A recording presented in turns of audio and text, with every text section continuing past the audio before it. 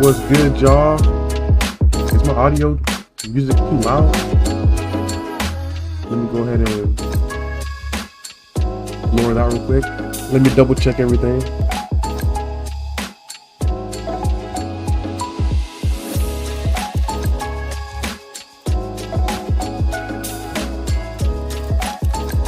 I think it's good. But what's good, y'all? Good to be back. I need to upgrade my my music game. How y'all doing on this fine Friday? Yeah, I've been drinking nothing but hot tea all day. Serious.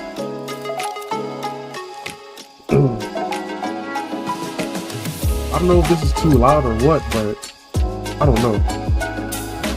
We're just gonna have to rock out. Let's see.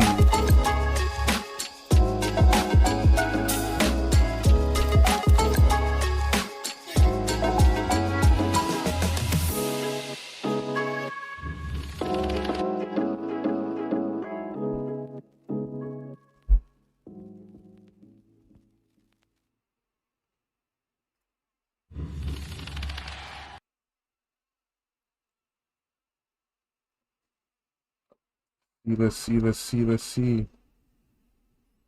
Yeah, let's watch this one. It's time to get started.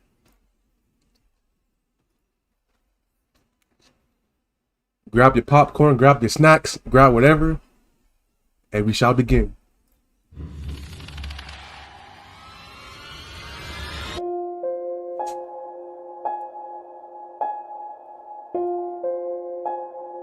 She was walking through the Hurricane Helene aftermath when she don't get me started with this. In Hurricane Asheville, Helene? North Carolina, a local resident wandered through her neighborhood, devastated by Hurricane Helene. Amid the destruction, she noticed a decomposing odor. It's really bad through here. As she makes her way towards the source, within the rubble, she makes an unsettling discovery. Like, rotting.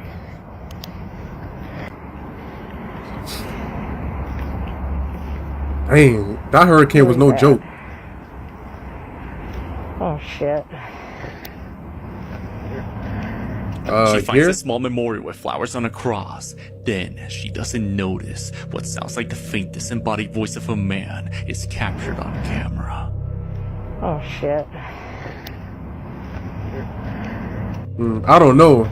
Look, I don't know if she's I don't know if she's like if she brought somebody with her or what, but like I don't know. Like I feel like this is fate. That's just me. I feel like that's probably her husband or something like that, and she's trying to pass it off as like it was the ghost. It's her again as she remains completely oblivious to the voice. Because you know that was her husband who said that. It smells so bad. The rotting stench becomes so intense that she's forced to get out. Since many Yeah, I know it's casualties have thick been out there. reported by Asheville authorities, could it be that she unknowingly captured the police of a man struggling to realize his unfortunate fate? Share your thoughts in the comments. Woman stayed at the think it's fake. hospital for a week after surgery. Had a strange feeling someone would watch her at nights. One day, she decided to record with her phone, but didn't see anything until she turned up the brightness of her phone. She called for help, terrified.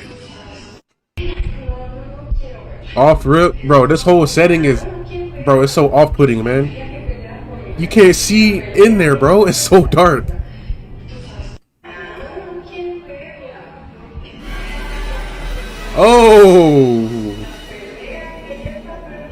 Oh, yep. You gotta call somebody, He man. was working the night Read shift that. when something visits him. A was highway that? security guard from Uruguay named Javier Briones explains that for several nights now, he's been hearing someone knocking on his outpost door, but every time he checked, no one would be there. One night while Javier was live streaming, whatever was knocking visits him again, but this time he sees it. Como está afuera, que vean que afuera tampoco anda nadie. Mírame. Se ve nadie afuera. Está la moto ahí. Is that a Acá no hay door? nadie tampoco. Y está acá no hay nadie tampoco. Y está acá no hay nadie tampoco. I don't see anything. Y está golpeando. Se escucha de la It moto. looked like condensation. Pans the camera Through the window, the figure of a pale woman can be seen moving her head as she looks at him. Hey, is she bad though? That's the real question. Is she bad? Las dos manos. That's all I want to know. Va a hacer de nuevo para mostrar también que no se But lleva. nah, for real, Ya I usted couldn't see llega, anything. bueno, el turno de noche ya como el 20. Ya usted lleva para que ustedes lo compartan también y ver si a alguien más le pasa. Para eso son estos videos del turno de noche, lo grabo para eso. Y pasó rápido. Ooh, Miren. Se acaba de caer esto solo, güey. that was inside. Estaba ahí y se acaba de caer solo. The man doesn't open the door as things begin to fall on their own. But this would only be the beginning. On a foggy night while Javier's patrolling, he hears knocking on the outpost. He went outside. No esperé nada, 20 minutos. Don't tell me it's knocking on the inside now. Acaba de caer una niebla, voy a hacer una ronda. And as he records the strange phenomena, he notices the silhouette of a man watching him from a distance. Where? Bueno, cabrón, 3 de la mañana Oh, I see it. y se ve como una silueta de un hombre parado allá. He better not start running. Está muy lejos, eso no sé también. Le harto el zoom para que Yeah, vean we ahí. definitely see it, my guy. Eventually, he lost Brother. sight of the man as he disappeared into the fog. Javier continues documenting his night shifts over by his page, trying to uncover the haunting. In the following video, a nurse working at a hospital decides to go inside a room where many doctors and nurses are afraid to be in. The room in course. question is located on a floor that, according to rumors, is haunted. It isn't known if the rumors are Look, true. I gotta get this off my chest, man. I feel like, well, I strongly believe that every single hospital is haunted. Because, bro, look, you gotta think about it. You know how many people die in hospitals, man? Bro, a lot.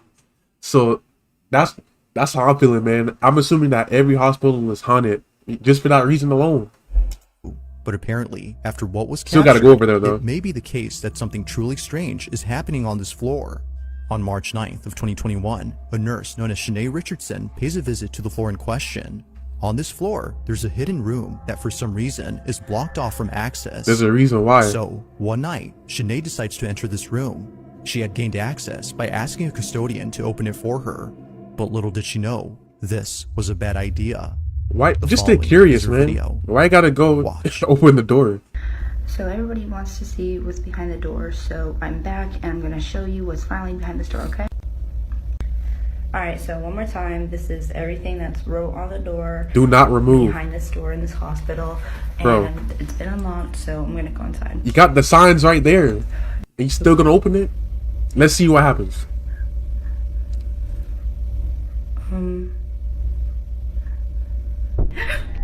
Oh, It happens whoa. quickly, but in case you missed it, here it is again. Y'all see how quick the door closed?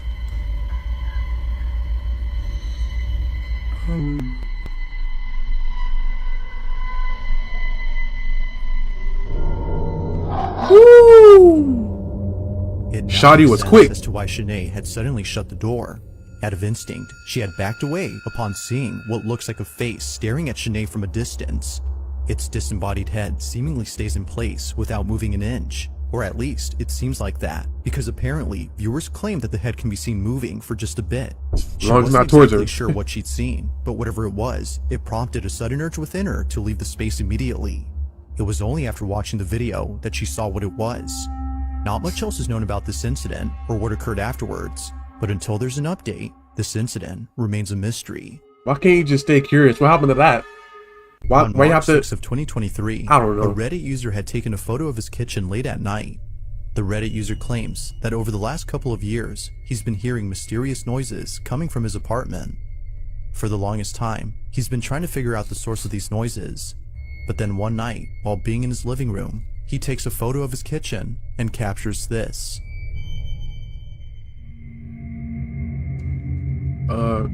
Is that a shadow figure? Oh, look like he's in the It wrong was only time. after enhancing the photo that he was able to see Bro, what looks look like he was supposed to be in like the 1600s, bro. Bro, what you doing here, bro? Nah, bro. This dude is a time traveler, man. And this sucker tall. Dude to taller be a than tall me. figure standing in That his dude was kitchen. stocky too. He believes that whoever this is, Bro, he could look over the refrigerator, man. Bro, yo. Whoever lives in this house, good luck, man. Good luck, bro. Bro, this dude, bro. person responsible He's for the watching you in your strange sleep. noises he would hear at night. But this While is the crazy figure though. itself is pretty creepy, viewers believe that the Reddit user had actually caught something paranormal. You did. Whatever this is appears to have no eyes and seems to be very tall when comparing it to the fridge on the Dude, side. he just looks strong, But man. it only gets creepier Strong for no because reason. only a few days later, the Reddit user had posted a video of another strange occurrence. He left his camera recording overnight where the figure was spotted and captured this. Audio is so warped right now.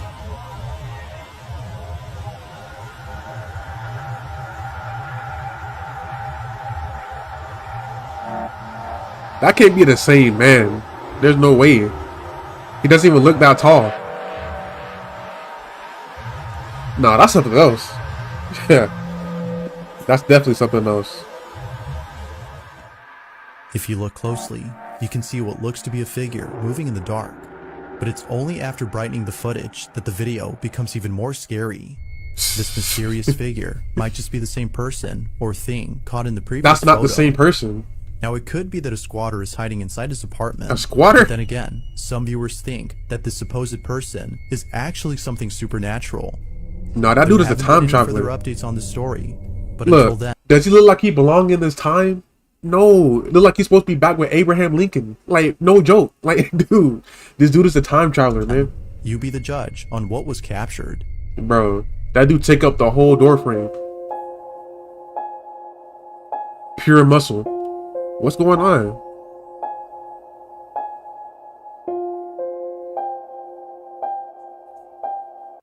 That was trippy. Disembodied voice. I didn't hear anything.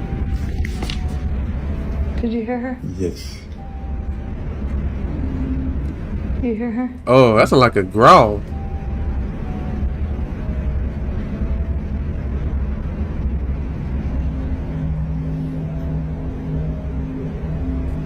Just mind your business. We woke him up. We woke him up. We woke him up. Somebody gotta put him back to sleep. And it's not gonna be me. That was you. No, I swear to God. Was that something? Yes. Don't tell me you woke him up.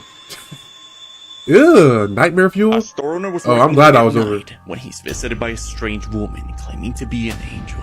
A haunting video was You don't look captured like an by angel. store owner's surveillance cameras in Yemen, Sana'a. While running the shop at 2 a.m., he's visited by a strange pale woman in a black robe.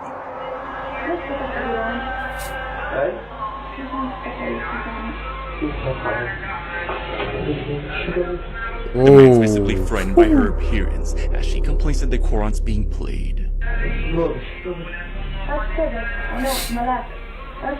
no, you're not. She then tells him not to be scared that she's an angel. Yet, the man describes this woman as having hoof-like feet. Ugh. Oh, snap. You can kind of see it too. Ugh, bro, you're not no angel, man. Bro,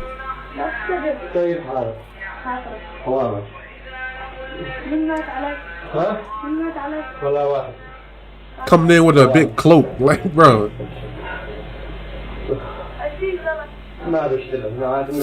Yeah, I don't know what money is. I just got here. I'm not from here. Although it's unsure if this is the case due to the camera's poor quality, given the man's clear reaction of fear to this strange individual, could this be a possible jinn or a sinister entity visiting the man? Yeah, bad intentions, man.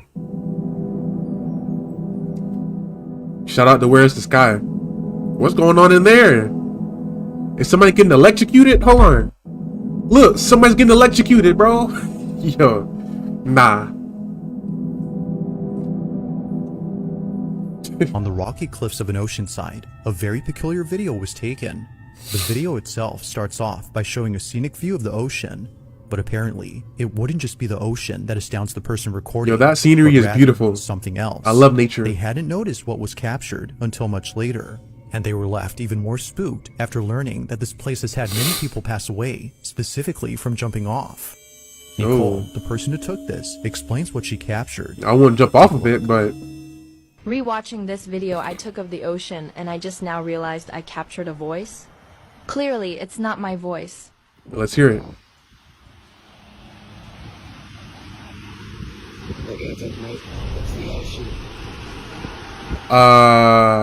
Okay. A voice clear as day is heard on camera. No one else had been around, which rules out the possibility of this being said by someone close. I don't know Even if this is real or weirder is not. that the voice sounds staticky, giving it a robotic quality. Look, I don't know if this is real or not because, bro, they could have added this after they recorded the video, like added like a voiceover or something like that. I don't know, but bro, is this real? Like, if you like go to like a haunted place and then can you hear dead people like just like that? I don't know, but I don't know. I don't know what to think. Australian to that of a pirate's voice, viewers believe that this may have been the spirit of someone who unfortunately passed away on this spot. Just like Nicole, they too might have been enjoying the view. That view But is whether ghost amazing. or not, the voice alone is quite strange and continues to baffle Nicole to this day. So beautiful. I wouldn't jump off it though.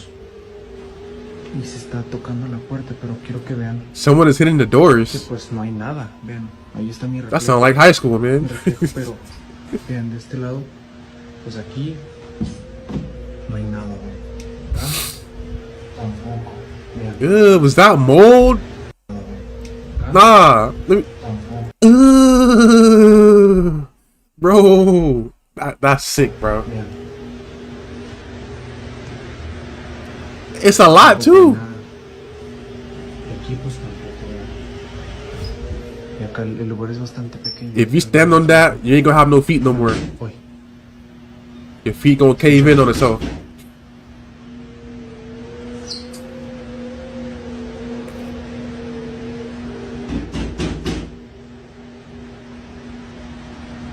This gotta be real. ¿escucharon?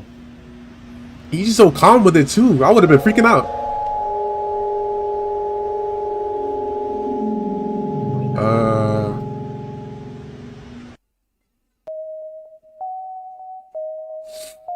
A public restroom alone in the middle of the night.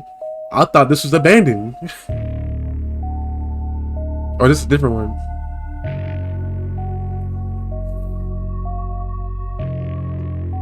A cemetery, bro. Why would they build on top of a cemetery? That's not a good idea. Why would you go to the park anyways? If y'all know it's haunted.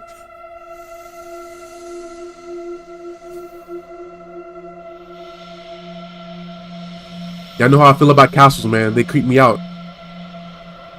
Ooh, was that a nun? ¿Alguien? So you don't see that? Up. You definitely see it. Right there. Y'all see how I backed away? Now go chase it. Go ahead and get grabbed. Hola? That's so bright. My eyes.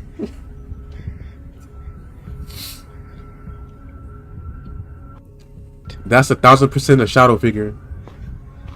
You can never really catch them.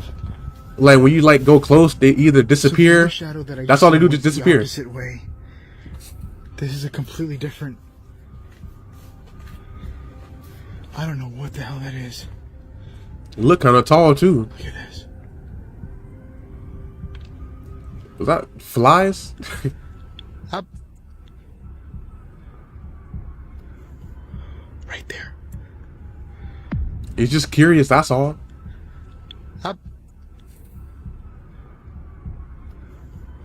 Right there. Yeah, that's definitely a shadow figure. I hate how it ends like that, man. Like, bro, it ends so abruptly. But yeah, that last one's real, cause if anything to do with shadow figures is real. And I'm looking at the wrong camera again, bro.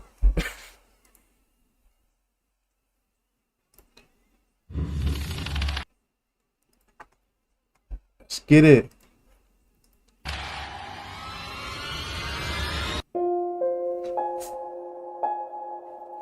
I grab my coffee for motivation. She was home alone when something called out to her.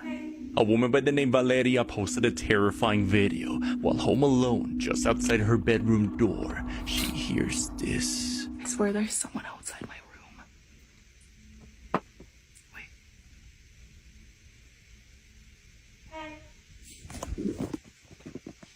Nope.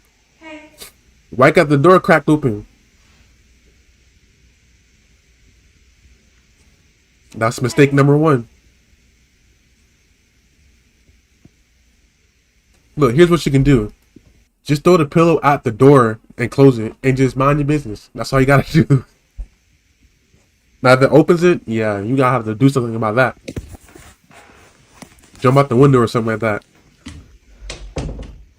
From behind her bedroom door, someone hiding in the dark can be heard calling out to her. Valeria explained she thought it was her cat at first, until it kept calling her. She immediately locked herself in her room. Good. She heard it using her own voice. After some time, she looked all over her house, but no one was there. Due to her It's a being beautiful home kitchen. alone and the fact that she heard her own voice calling her, many viewers in the comments believe she was visited by a mimic, a cryptid entity who's known to mimic the voice of its victim. I seen that in my nightmares. To lure them out. He was alone in his room when this happens. Oh! This video was taken by a nanny cam around 9 p.m. where the family would often play games with their kids at night before bed. At the time of this recording, they were playing hide and seek, and as the father was looking for them, the monitor caused something creepy. Watch closely.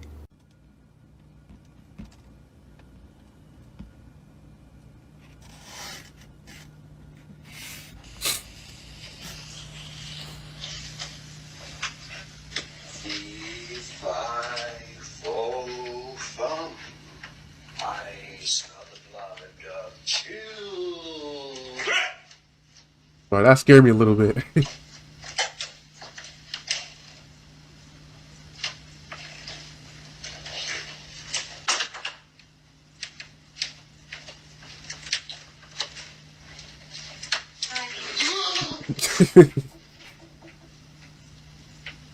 You did not pretend you got scared. Bro, that was genuine.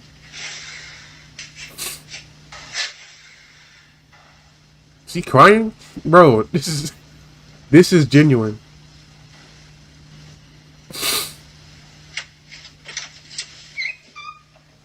Yeah, buddy, it's time to pack it up and move out.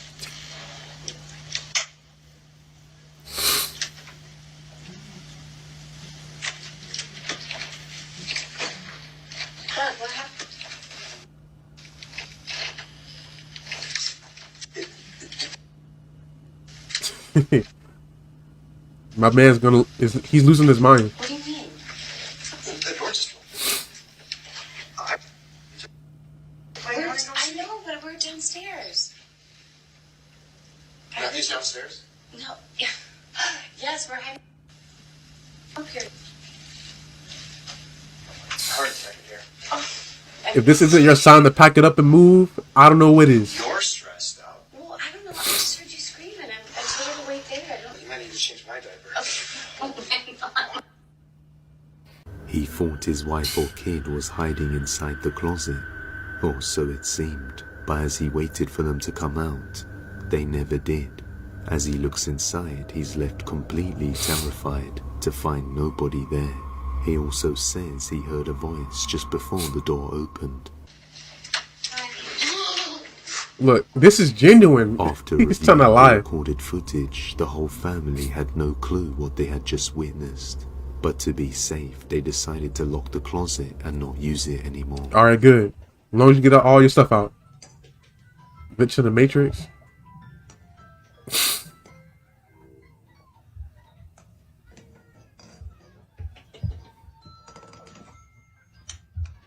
What the heck? Oh, your daughter has superpowers. Yeah, she got superpowers, man. She can make anything disappear.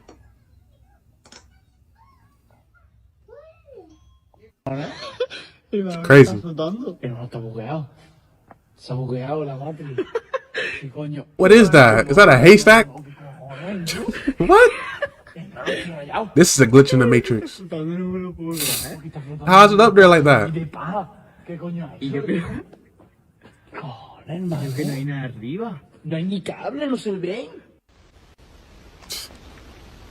A strange light? Bro, that's a rift from Fortnite. You gotta teleport somewhere else. It look like something from a video game, though.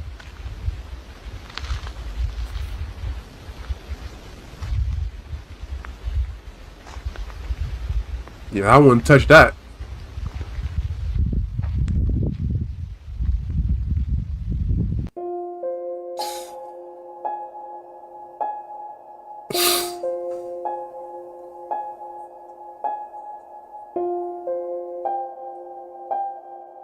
She was recording a video for her class project when this happened. Oh! From the Philippines named Mary was home one day with her younger brother, recording a demonstration video for her YouTube channel in preparation for her final exam, when they captured something disturbing on camera. Now that I have introduced myself to the patient, explained the procedure, and asked for his consent, verified the client's identity, and provide... Ano ito? Sige na. O, tara. 1, 2, 3, go. Yeah, just ignore Now that I that. have introduced myself to the patient, Oh, you can ignore that. As the closet door slammed shut on its own. Mary received many comments asking her to check the closet, but as she does, she finds this. Actually, before that, we were actually experiencing weird things. A demonic growl can be heard as she suddenly feels uneasy. For this reason, she believes something attached itself to her house. But as she goes to check on the horses, she hears this.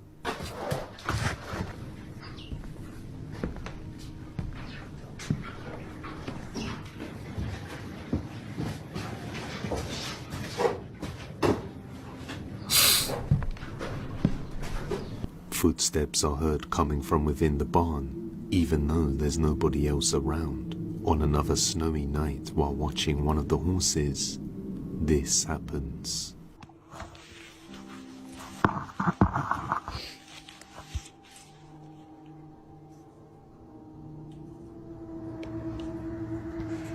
I thought that was it right there. Oh, even the horse got scared. Is that snow? That looks so fake. Eyes.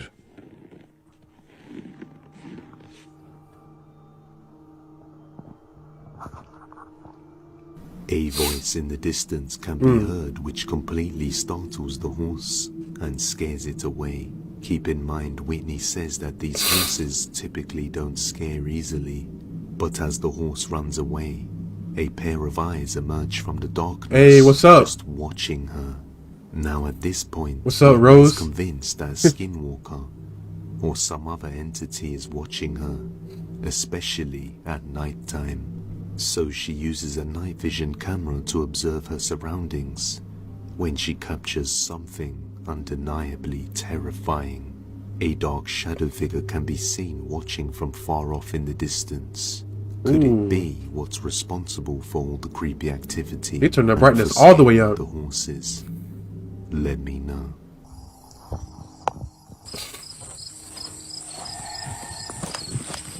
A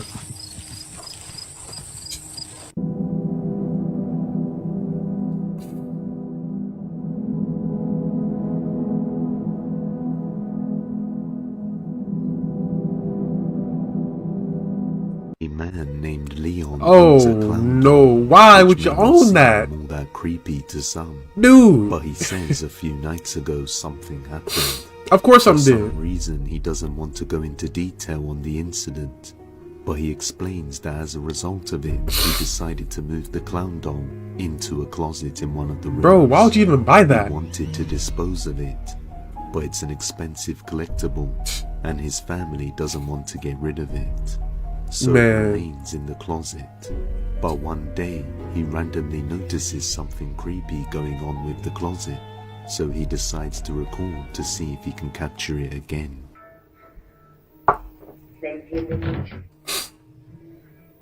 Y'all seen all these signs, but still don't want to get rid of it?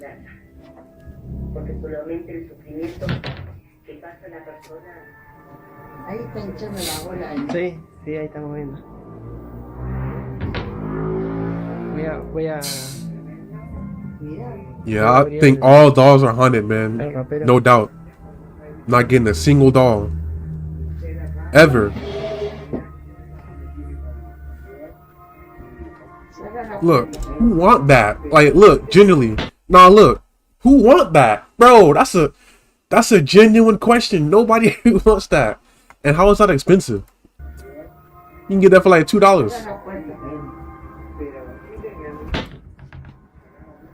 Not wanting to see the activity, his mum asks him to close the door. He then explains to her that the why you have it in your mom's room? You kind of messed up, man. Now she got to deal with all that by herself? Like, bro. Is causing some activity that is disturbing the house and wants her to let him get rid of it. Oh, so finally? He comes back to record some more. Mala noche, sí. Should have been got rid of it. Mala noche. Bueno, vamos a abrir a ver qué. Ahí se mueve. ¿Ya viste? Bro, get rid of it, bro.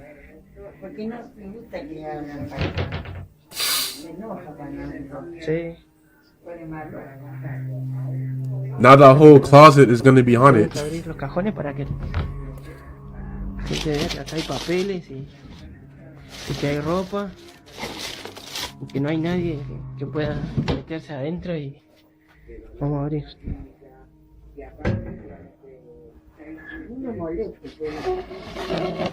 Acá está el payaso. Yeah, get rid of that ASAP, man. Like, what do your right mind think that was a good idea to buy? As you can see, the wardrobe rattles and moves on its own as if someone was trapped inside trying to get out. And occasionally, you can hear movement coming from within. Leon then goes around to show the back, showing that the wardrobes are fit tight against the wall, and his hand can't even fit through the gap. So there's no chance a person could be behind it. He also shows the drawers attached to it to show that there's nothing that could explain what's going on. We all know that dolls are creepy, especially clown dolls.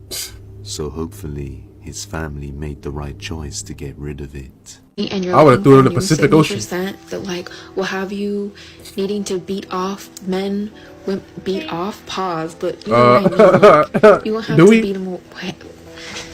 Let me rethink this. Basically, everybody will hunt you down and be like, what are you wearing? Because one time I had left the room and this chick followed me and she was like, even though you're no longer in the room, I can still smell you. What is that? Bitch, this.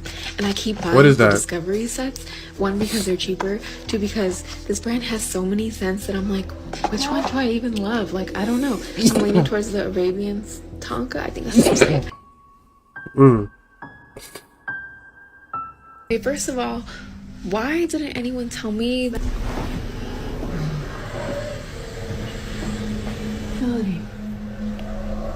Ooh. I ain't gonna lie, this might be real.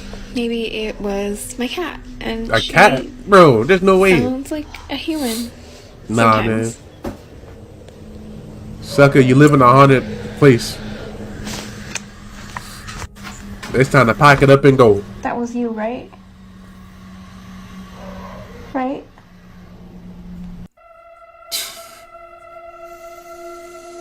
Bro, this is creepy. You can't see over there. Nah, you can't see over there either. Bro. What are you doing outside anyways? Wow, it's 10 p.m. and my day was fully booked with showings of this beautiful vintage 1962. 1962? It's an old house.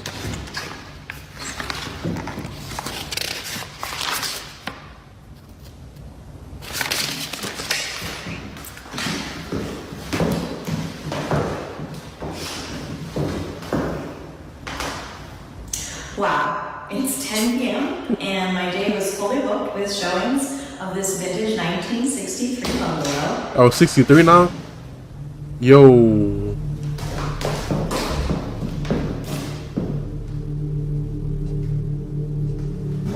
Yeah, I know you saw that. Now, you're a real estate agent, right? You better not continue trying to sell this house, man. If you do, man, bro, I lose all respect for you. Like, bro, these real estate agents, bro, they be knowing that these houses are haunted, but they still trying to make a quick buck. I can't stand people like that, bro. You putting people's lives in danger, bro. I can't stand them people, man. Or people like that. Go home and sell another house. Don't sell this one. Have them bulldoze it.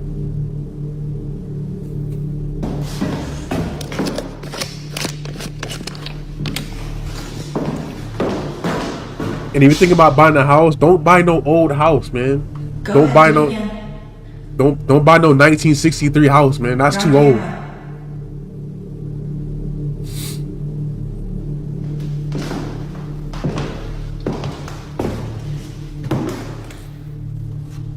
Bro, just go home. You don't need to keep selling the house, man.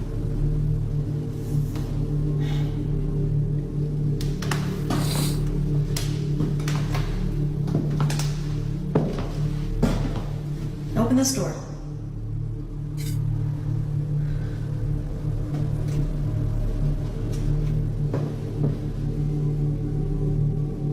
Go ahead, open this door. Open this door like you did the other one.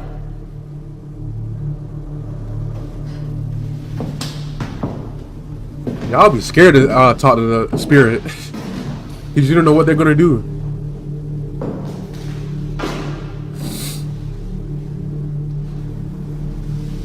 Come on, just move a glass or something.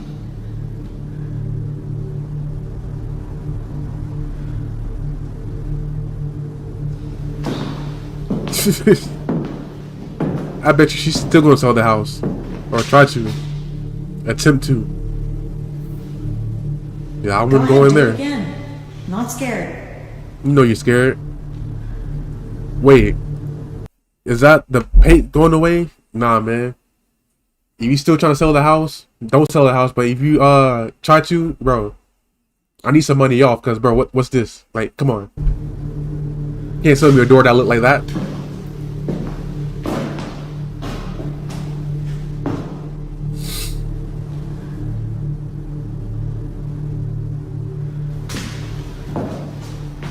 Bro, this whole this part of this house that's really dark. Yo, my volume's on full blast. My ears are ringing. Bro, it went from 0 to 100 real quick. Bro, look, I thought you wasn't scared. What happened to being bold? You said you wasn't scared. Bro, that's the funniest thing ever, man. They be like, oh, I'm not scared. So they be like going in balls like all ballsy and everything, right? The slightest thing happens, bro, they already running away. Like, bro, that is the most funniest thing ever. Hey, shout out to me. Wait, this the stream. Oh shoot. But yeah, that's the funniest thing, bro. When people say that they're not scared, they're scared, man.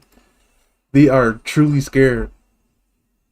Oh man, I feel like watching some scary stories. Let's watch some scary stories.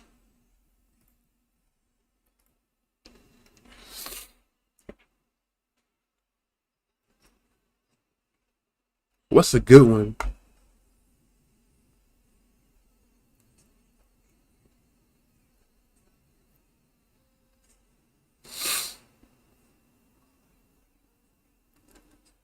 Sunny Family Cult. Bro, this ain't gonna end good. Let's get it. The origins of the Sunny Family Cult, which is known as one of the most mysterious murder cults in American history, can be traced back to April Fool's Day 1982. Hey, everything was black and white. I ain't gonna lie, I did this before. Plenty of times. There ain't no shame in doing that.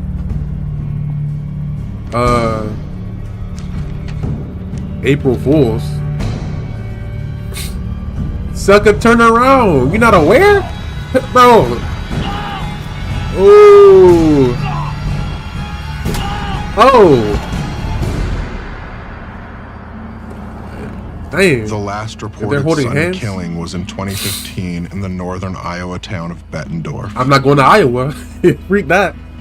I forgot that was a state.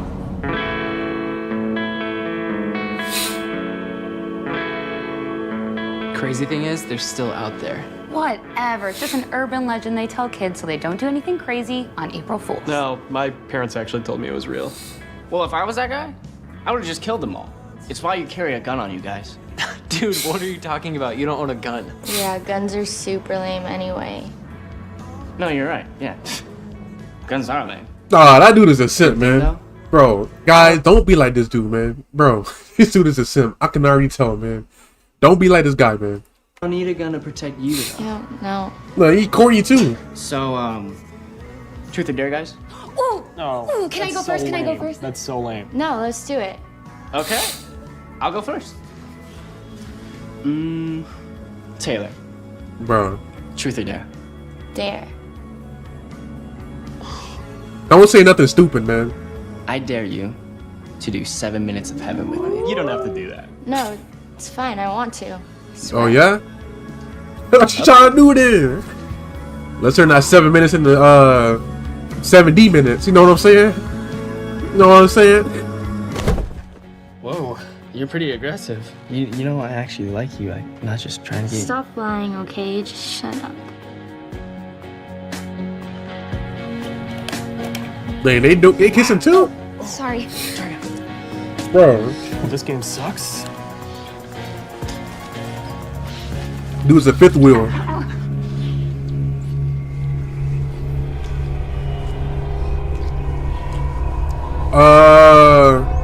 I don't think they're doing 7 minutes of heaven anymore. Yeah. Or at all. Oh. He's dead. That's not even funny. I think it is. What? Y'all not freaking out? Cool, man. Dude. What kind of friend group is this, bro? She come out the closet, blood all over her face, a knife, and they just like cool with it, bro. This group of people is freaking weird, man. Like, yo.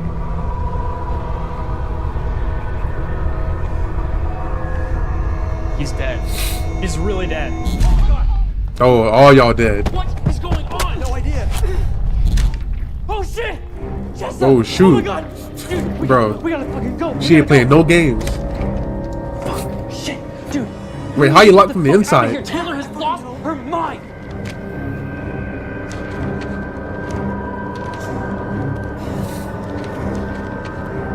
What's that supposed to mean? I knew she looked familiar. Oh, ew, his guts. Come on, Taylor, you don't have to do this. I know, it's just so much fucking fun, though. It just sucks. Because you were kind of cute. I feel bad, too. You were, like, the only cool one, and you're so nice. I'm still the cool one. What if Bro. you joined us? We're like Bro. a family. People say it's a cult, but it's more of a family. Yeah, I'll join you, yeah. Just give me a kiss So much first. fun together. Yeah, I'll join you, alright. Just give me a kiss first. You know what I'm saying? Like, give me a kiss. Plus, I know you like me. I do. Just don't kill me, do though. like you. Don't kill me. I know I'll you join do. you. Taylor, we gotta go get the cops. We can fix this. This will be fine. Bro, you saying all the wrong things right now. Bro, you saying all the wrong things right now. You should have lied and agreed.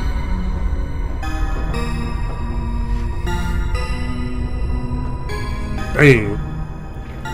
Taylor, I told you, strangle, don't stab. You never listen. Stabbing's so much more fun, though. Looks like we are going to need a lot more bleach. I did good, though, right? You did good. You're a real part of the family now, honey. You know what? I think we should do a family portrait. It's a weird family.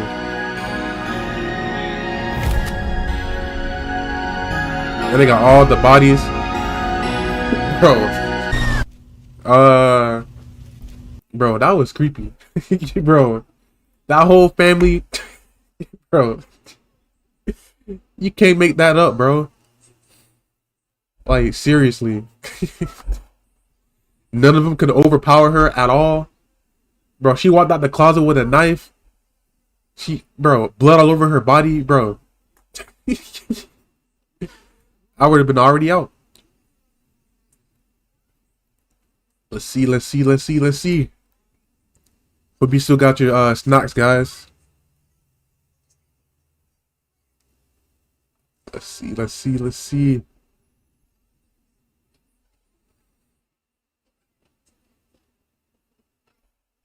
Yeah, let's watch this one.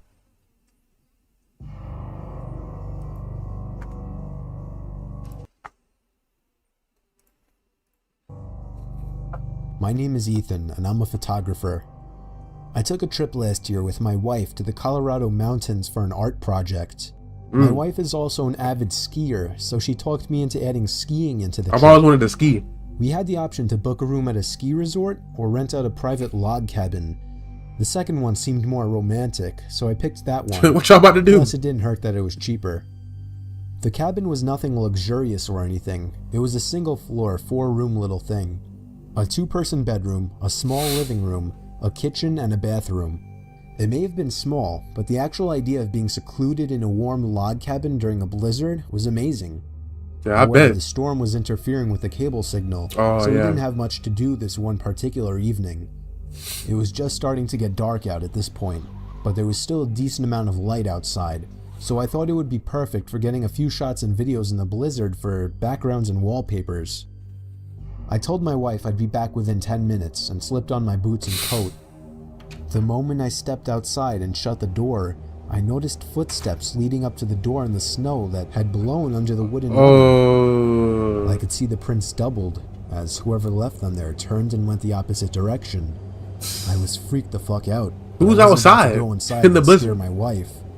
I decided to give in to my curiosity. Well, it and walked followed the around prints to the right side of the cabin. Right away, I noticed that they led to the bedroom window. My heart froze in fear when I saw this. I bet. I could see my wife sitting on the bed using her iPad. She noticed me and I waved. She laughed. I continued to follow the footprints around the cabin to the other side. They led to the living room window on the other side. Someone was stalking us, but how long ago was the question? You have no weapon or nothing. I found myself standing there for a good minute asking myself if I should follow the footprints anymore. For whatever reason, I decided I would. They were now leading away from the cabin. I knew I was following the prints to where this person was going, not coming from, simply by the boot marks. I followed the prints away from the opening and into the trees. That was where I saw him. A man wearing a black coat facing a tree, slouched down looking at the ground. He was still as a statue, and I could see the snow piling up on his hood and shoulders. Nah, man. I froze got like my 8 tracks, knives, trying man. not to make a sound. I would have thought to ask him if he needed help otherwise, but this guy was just standing there not doing anything, like some kind of deranged freak. Throw a rock at him. I started to gradually move backwards without even turning around, making sure this man didn't turn around or notice me. When I got at a visual distance, I turned around and stomped through the snow back to the cabin. When I slammed the door shut, my wife came over to see what was wrong. I saw worry in her eyes. I guess she saw the worry in mine. She knew I saw something, and after a few minutes of harassment, I finally told her what I saw. She immediately started packing her things, telling me we're leaving right away. I told her no, we're not going anywhere. I would not get a refund for leaving early, and I wasn't about to up and leave just because some weird guy was walking around outside. As long as you have curtains, you should be good. She made a point of locking both locks on the door and making sure all of the windows were sealed shut. For the rest of the night, we read stuff on our iPads. I reviewed the pictures and videos I had taken so far. We turned out the lights early as there wasn't much else to do. What if he's still out there? I remember my wife asking me.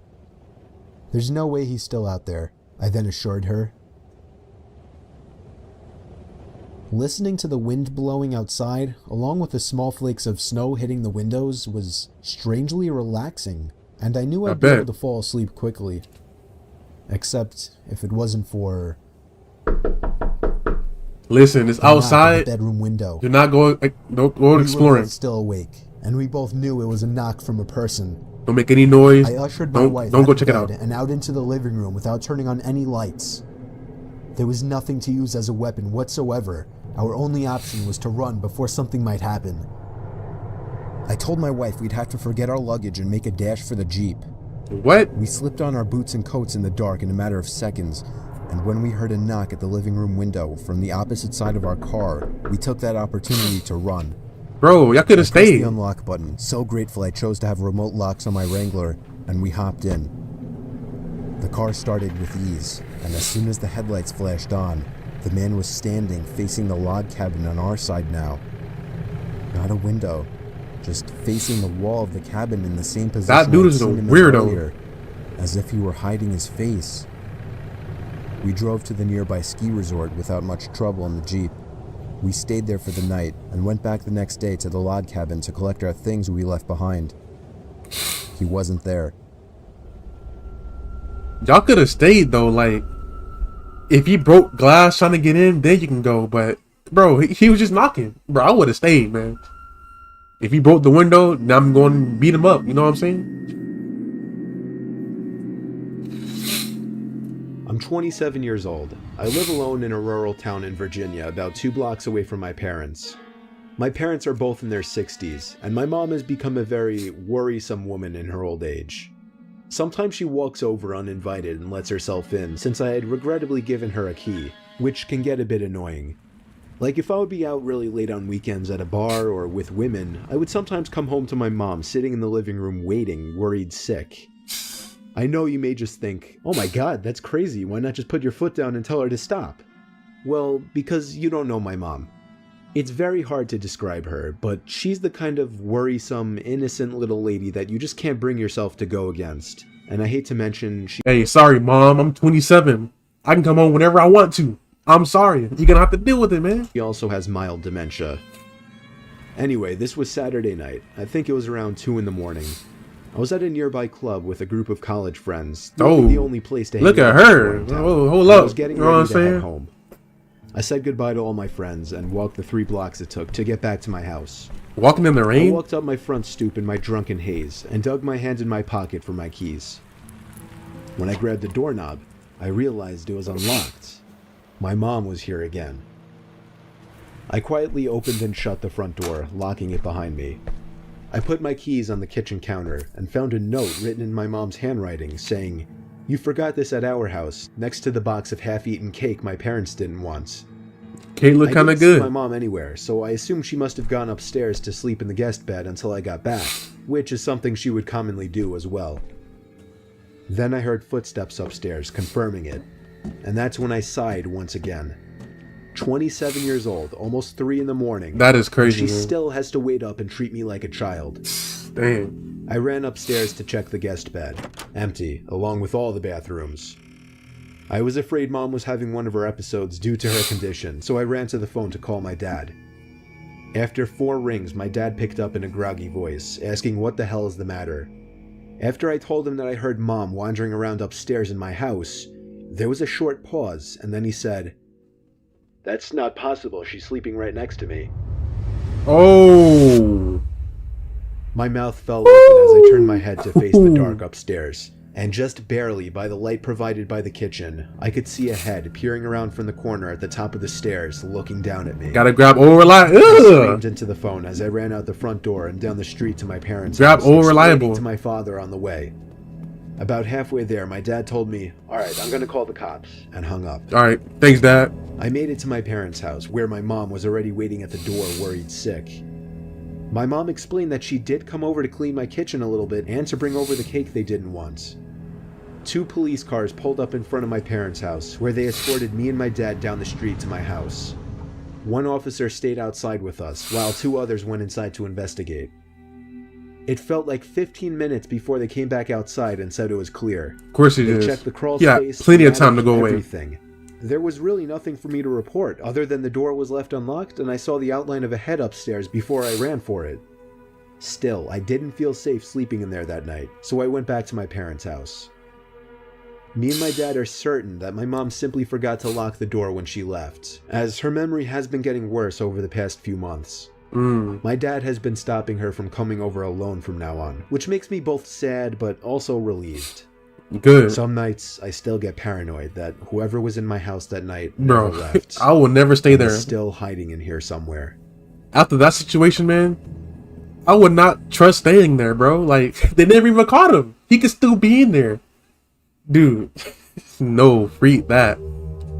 School lockdown stories. I hated school lockdowns, man. It was a typical boring day in calculus, only it was Friday, 7th period, meaning the week was almost over and spring break would finally be upon us. So everybody was getting antsy in their seats, I could tell. We didn't have a test that day like a lot of my friends did with their other teachers. That's so tough. Our teacher in the middle of class just decided to start playing games with us on Sporkle.com. What's that? He was a very laid-back teacher like that. As we were doing some brand logo quiz on Sporkle, I remember the exact moment it happened. Right after my friend answered a question, I remember the exact answer too, Adidas. The dean's voice came through the loudspeaker. He sounded panicked and frantic as he told all the teachers this was not a drill and to go into lockdown. I actually got the chills, and I got goosebumps on my arms as our usually laid-back teacher too seemed panicked as he ran to turn off the lights and ushered us to the back corner of the room. We all sat in silence for about 2 minutes, and then the usual buzzing that came from a panel in the back of the room ceased, indicating that the school must have cut all the power. We all looked at each other, realizing this must be serious. A few more minutes of waiting later, we heard a man screaming at the top of his lungs coming down the hallway. 2 girls in the class actually started crying, which made all of us even more scared. As the screaming got closer to the classroom, the lunatic-sounding man started banging on the lockers while screaming, "I'll kill all of you." This dude is a maniac, It was bro. at that moment that I started to fear for my life. My teacher shushed us as we all looked at each other to see our peers' reactions. The banging then moved from the lockers to our classroom door. And that's when one of the crying girls screamed no. Bro, come on, bro. Now we're all dead, bro. Why would you say no? Like, bro. Look, I understand you're scared, but bro, come on. You gotta be quiet. Dude. The banging on the door only grew worse. Now you know y'all in there now. Screaming, "Open up." Ew, I do look ugly. We're crying out loud now. It felt like an eternity that man was pounding at the door. But eventually, he finally continued down the hallway, screaming like a mentally insane person, until we could not hear him anymore. I'd say 10 minutes later, though it felt like half an hour given the situation, the dean came back on the loudspeaker explaining the situation, which was surprising for him to do. He explained that some apparently mentally unstable person entered the building and assaulted the woman sitting at the front desk, causing her to flee the building screaming, and staff wasn't sure if the man was armed or not. He's definitely Now, armed. This was before the school had cameras or could afford proper security. You have so cameras? The school was wide open to something like this happening. Yo! The staff had done a sweep of all the hallways and classrooms and couldn't find him, so the dean instructed the teachers to resume teaching but to keep all the doors locked and to not let any students leave for any reasons. Man. The most disturbing part, however, is that one of the janitors working the night shift found the man sleeping in one of the storage closets near the back end of the school, and according to rumors that were spread by my peers, sticking out of his pocket was a .44 Magnum. Good old reliable, man. The janitor must have done something stupid to wake him up, for example, leaving the closet door open, because by the time a police officer could arrive on the scene, the man was gone. My entire class, as far as I know, to this day, has no idea if this man was ever found, but I like to think that right now, he's being given the proper help that he needs. If I was that janitor, man, I would have took that wet, dirty mop and then put it all over his face. And I would have locked the door. Hitchhiking horror stories. Yo, be careful with hitchhiking, man. Only do it if you absolutely need to. 3 months after I turned 16 in 2005, I got my first car, a '99 Toyota Camry. On a warm Saturday night, when my friend Alex invited me over to one of his friend's big parties, I knew I wouldn't be in a condition to drive the Camry home afterward. So we carpooled with Alex's girlfriend, Brianna. We lived in the countryside of Virginia, meaning less big parties. Meaning when there was a big party, it was a huge deal and everyone would go. We lived about 5 to 10 minutes away from this kid's house. I knew where he lived as I was acquainted with him, but not exactly friends. The whole ride there, we took the same 2-lane highway type road through the woods, and this kid's house was actually on this road further down. At certain points on this road, there were a few houses on either side, and then it would just go back to being a long, empty highway again. The house was tiny, like a lot of houses around the area, but the party was held outside anyways, since his closest neighbors were relatively far away, and noise wasn't an issue. I'll skip most of the party up until the point that Brianna, who was supposed to be our designated driver, had to suddenly leave for a small family emergency. Alex said it was fine and that we'd find a ride home. Well, fast forward another few hours and another few drinks, and I could barely even walk straight. I checked my watch, and it was like 2 in the morning. I figured it was time to go. I started looking for Alex, but I couldn't find him anywhere. Didn't you leave with his girlfriend? It seemed like everybody I knew had already left. I could barely even think straight, but I was still furious at the fact that Alex could have actually left without me. I asked to use the party host's phone and dialed Alex's home number. After 2 tries, I gave up and then realized I shouldn't wake his family up. So, literally not knowing what else to do, I dizzily stepped out onto the road and began walking back home.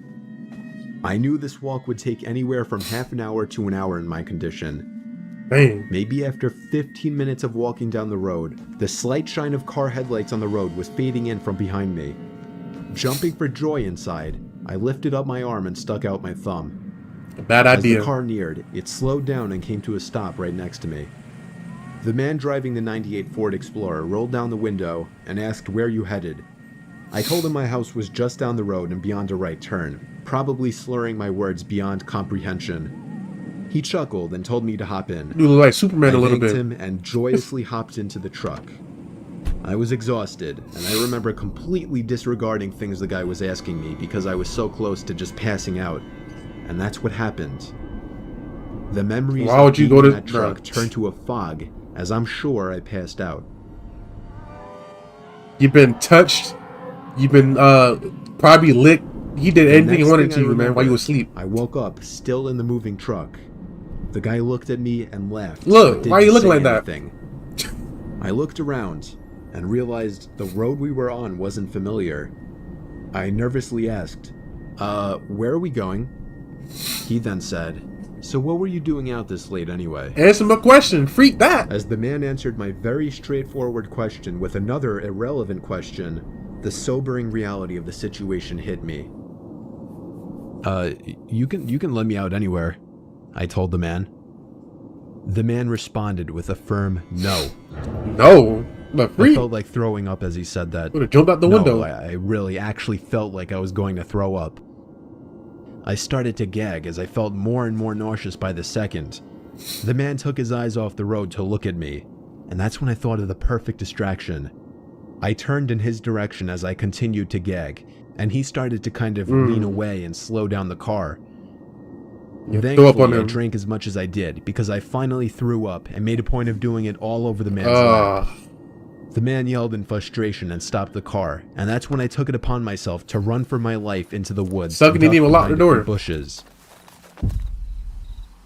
The man came following into the woods with a flashlight, and on 2 separate occasions, he shined the light straight over me without noticing. Eventually, I heard his footsteps walk even further into the woods past me. That was when I ran back to his truck, but unfortunately, he was smart enough to lock it. About to take his truck? By some miracle, I saw another car approaching in the distance, and I ran out into the middle of the street, get the tag number. my arms like a lunatic. The car tried to avoid me, but I wouldn't let it. They were forced to stop, and I yelled at them to help me before they came back. Once I told them that I was kidnapped by the man who was driving that Ford Explorer, the driver agreed to give me a lift. Not to the police station or anything, but to my house. I made it back got the tag safely, number. I couldn't thank the driver enough. I immediately woke up my parents and told them. My dad wanted to know if I got his tag number. Exactly. And then I felt like punching myself in the face. Bro, slacking, I failed man. to get the simplest information from the guy that would have allowed me to actually properly report him. All I knew was that he drove a faded blue '99 Ford Explorer. It looked like it was red. I made sure to give Alex a piece of my mind, and part of me always held a grudge against him ever since. Yeah, we're not friends no more. Abandoning me at a party without telling me. We're not friends no more. I haven't seen him in 4 years now, however, and this was actually the first time I even thought about this incident for almost a year now. As time goes on, even the worst of memories may start to fade. But after writing this to share with the internet, It's once again fresh in my mind. Yeah, me and Buddy ain't friends no more.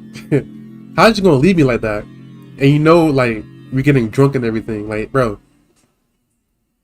do not drink, kids. Do not drink. Drinking is bad. House sitting horror stories. Have I ever house sat before? I did once. I mean, it was pretty cool. I was like, I think I was like 13. A couple weeks ago, my dad came home and pitched me a small job offer. One of his coworkers was going away for a few days and needed somebody he could trust to watch over his house.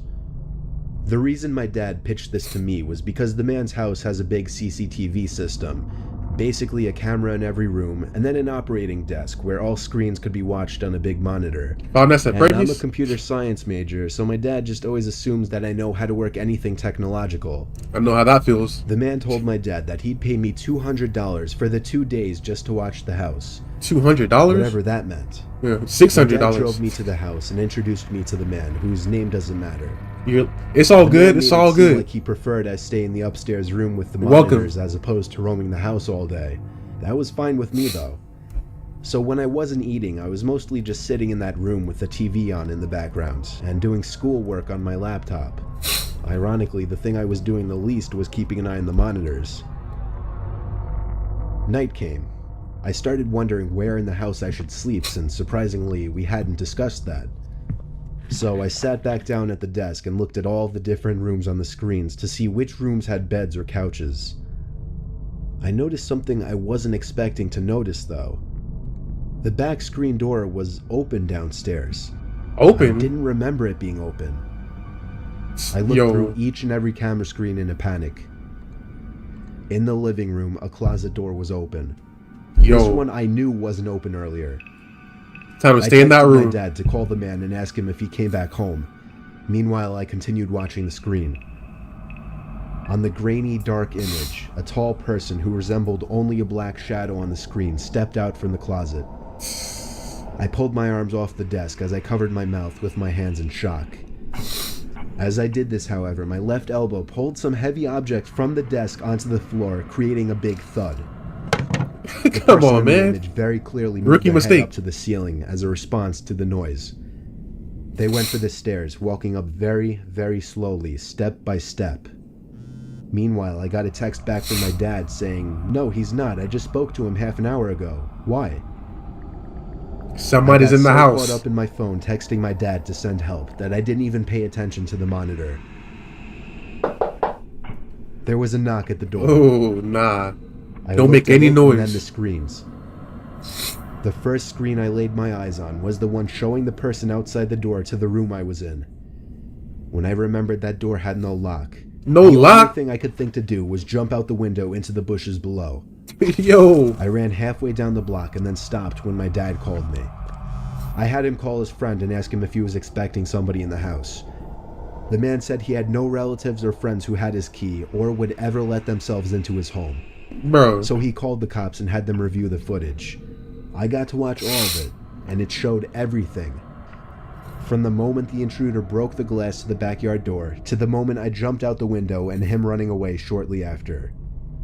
The intruder was never found. The footage was just too dark to identify his face. Do I still get my $200 though? That's the real question. Sounds like you have a little cold. Get that toddy. I feeling a lot 90% better. I've been drinking hot tea with lemon and ginger all day. I was spending a weekend with my uncle on his ranch when my parents were renovating the new house we had just bought. It was my second night there, a Saturday, and it happened to be during one of the biggest thunderstorms of the year. Bro, that's Mario. At least 3 crashes of thunder Where's Luigi at? Per minute. And we were in the heart of the storm because the thunder would crash not even a second after the lightning would. I always enjoyed listening to storms while laying in bed. So I stayed up a little later watching TV, just enjoying the ambiance. After the movie I was watching finally ended, I turned off the TV and tried to fall asleep.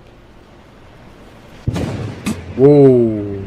Wait, that didn't sound I right. heard the lightning strike from outside. I could have sworn I heard some kind of metallic thud coming from outside at the same time. I didn't pay it too much mind. I know I heard something. 20 seconds later. Nah. I could have sworn I heard it again. Somebody saying something very metal. Distinct metallic thud coming from outside to match the timing of the lightning. I really don't mean to make this sound like a cliche horror story, but my uncle really is a kind of creepy guy, and I was never close with him even remotely. So for that reason, I didn't feel that's like Mario. wake him up. I just tried to forget about it. Yo. Now I was getting concerned. What the hell could that be? After the third time, I finally got out of bed and walked over to the window of the guest bedroom. The water pouring down on the window made it extra hard to see what was out there in the dark fields. A flash of lightning momentarily lit up the Dude trying to be slick. but I couldn't see anything. However, once again, the sound of a metal hit accompanied it. The sound was so close now, it sounded like it was coming from the left of the window at a blind spot. I was going to do something I knew my uncle wouldn't be happy about. What you about to do, man? It would be a bit messy, but I was going to open the window and Why? go outside to see if I could see what the sound was. Why? It's raining, and I that's unhooked the window lock a dumb and slid it idea. up, and immediately the wind of the storm blew drops of rain into the room and onto me. I stuck my head out the window and looked to the left, and at that very moment, lightning lit up the property once again, and I could see a person dressed in all black crouched down by the outside basement door. He didn't hit with his the hand metal. raised in the air. And before the sky went dark, I caught the briefest glimpse of what the sound was coming from. The person was bashing at the basement door lock. I pulled my head in and quietly shut the window, making sure to lock it. I was in a panic. Just gotta look. I feared he might have seen or heard me. I ran back to bed and I would've went pretended back to be sleep. asleep, facing away from the window. Lightning crashed once again, but this time there was no metallic thud. My heart must have dropped as I realized this. I just stayed put in bed for the longest time, hoping whoever was out there would go away. After maybe 3 more lightning crashes without any thuds accompanying what was I thought that? it would be safe to go tell my uncle. I turned to face the window and screamed. There was a figure, clear as day, standing at the window, looking in at me. I screamed as loud as I could and ran straight to my uncle's room. He went outside with his hunting rifle with nothing on but his pajamas Hey, look at Mario. and socks. He ran around the entire property yelling like a madman, but didn't find anyone. The next morning, we were able to better see the marks on the basement door lock. It was almost bashed open. Maybe 3 or 4 more good hits would have done it, according to my uncle. He was proud of me for picking up on it. Luckily, I was out of there that same day. My uncle hasn't told us of any incidents since. So He I still think live he's been there? Okay. Not that we talked to him much at all. Man. I'm grateful I stayed up a little later that night watching that movie, because I may have just stopped a robbery, or possibly much worse. You did everything right, but you should never open the window. And then got in bed all wet. Now your sheets and covers are soiled.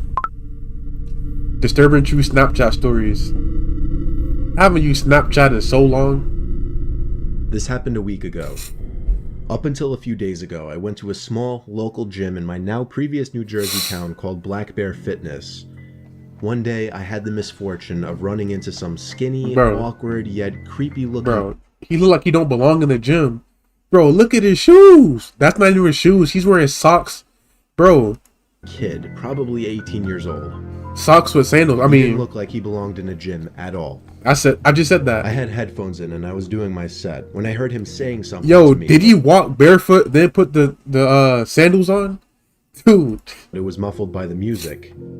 Just looks I was off. already annoyed with this kid, given that he was breaking an unwritten rule of the gym. Don't try to talk to somebody when they're doing their sets. That's facts. I hate when people do took my that. time finishing my set, and then took my headphones out to ask if he needed something. Then he started acting like I looked familiar, but right away I knew this kid was just trying some pathetic attempt at making friends. I assured him Suck, I I don't know didn't, but you. the kid wouldn't stop talking to me. I'll skip most of the conversation, but eventually he actually asked me for my Instagram and Snapchat, weirdly enough, and for whatever reason I gave them to him. Why, Instead man? of just saying something like, buddy, I'm trying to work out, or I don't have social media. That's what I would have said. After I gave him my Snapchat and Instagram, however, I did kind of urge him to let me resume my workout. He finally seemed to get the message and walked away. Not without saying bye like 3 times though. I would have dropped the weight on his foot. That night, I got a snap on my phone Yeah, I was saying speaking from facts. Sean. I immediately sighed and said, Why? Exactly. Just wondering why the hell the kid would snap me.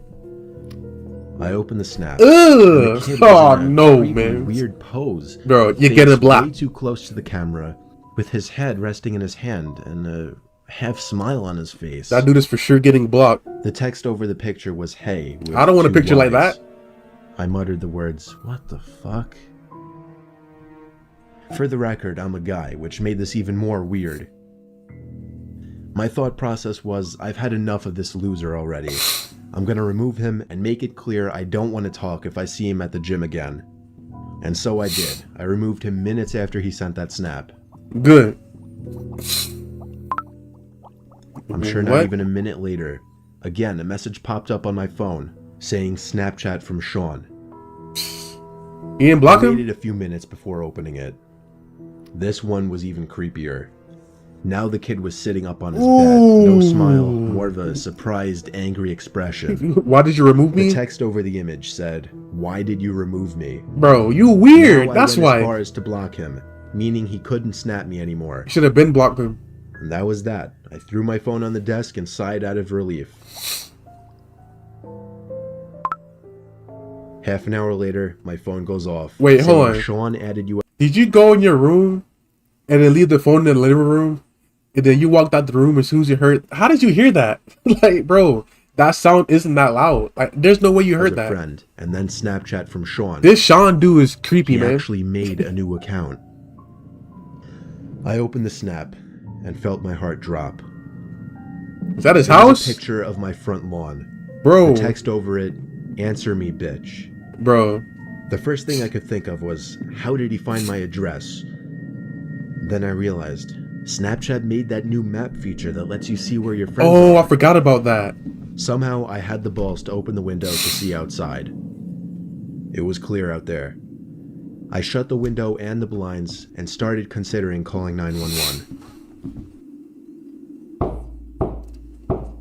Ooh. It was the sound of taps on the window. I took a deep breath, and with one swift motion, I pulled up the blind and the window at the same time and pulled the kid into my room by his Ooh. neck. Good. Bro. I punched him in the face a few times before he was out cold. Now I called 911. That's what he deserves, being a weirdo. By the time they arrived, he was awake, cursing me out, promising he'd be back and kill me. The cops heard it all. I didn't even have to make a case. The kid was an idiot. He really Luckily, was. The timing of this worked out well because I just moved a couple days ago out of state. Only thing that worries me, I don't want to have to make a new Snapchat account, but anytime somebody new adds me on the app, I'll never know if it's secretly that Sean. That is definitely Sean. Dang. Yeah, that Sean dude is really... He's a maniac, man.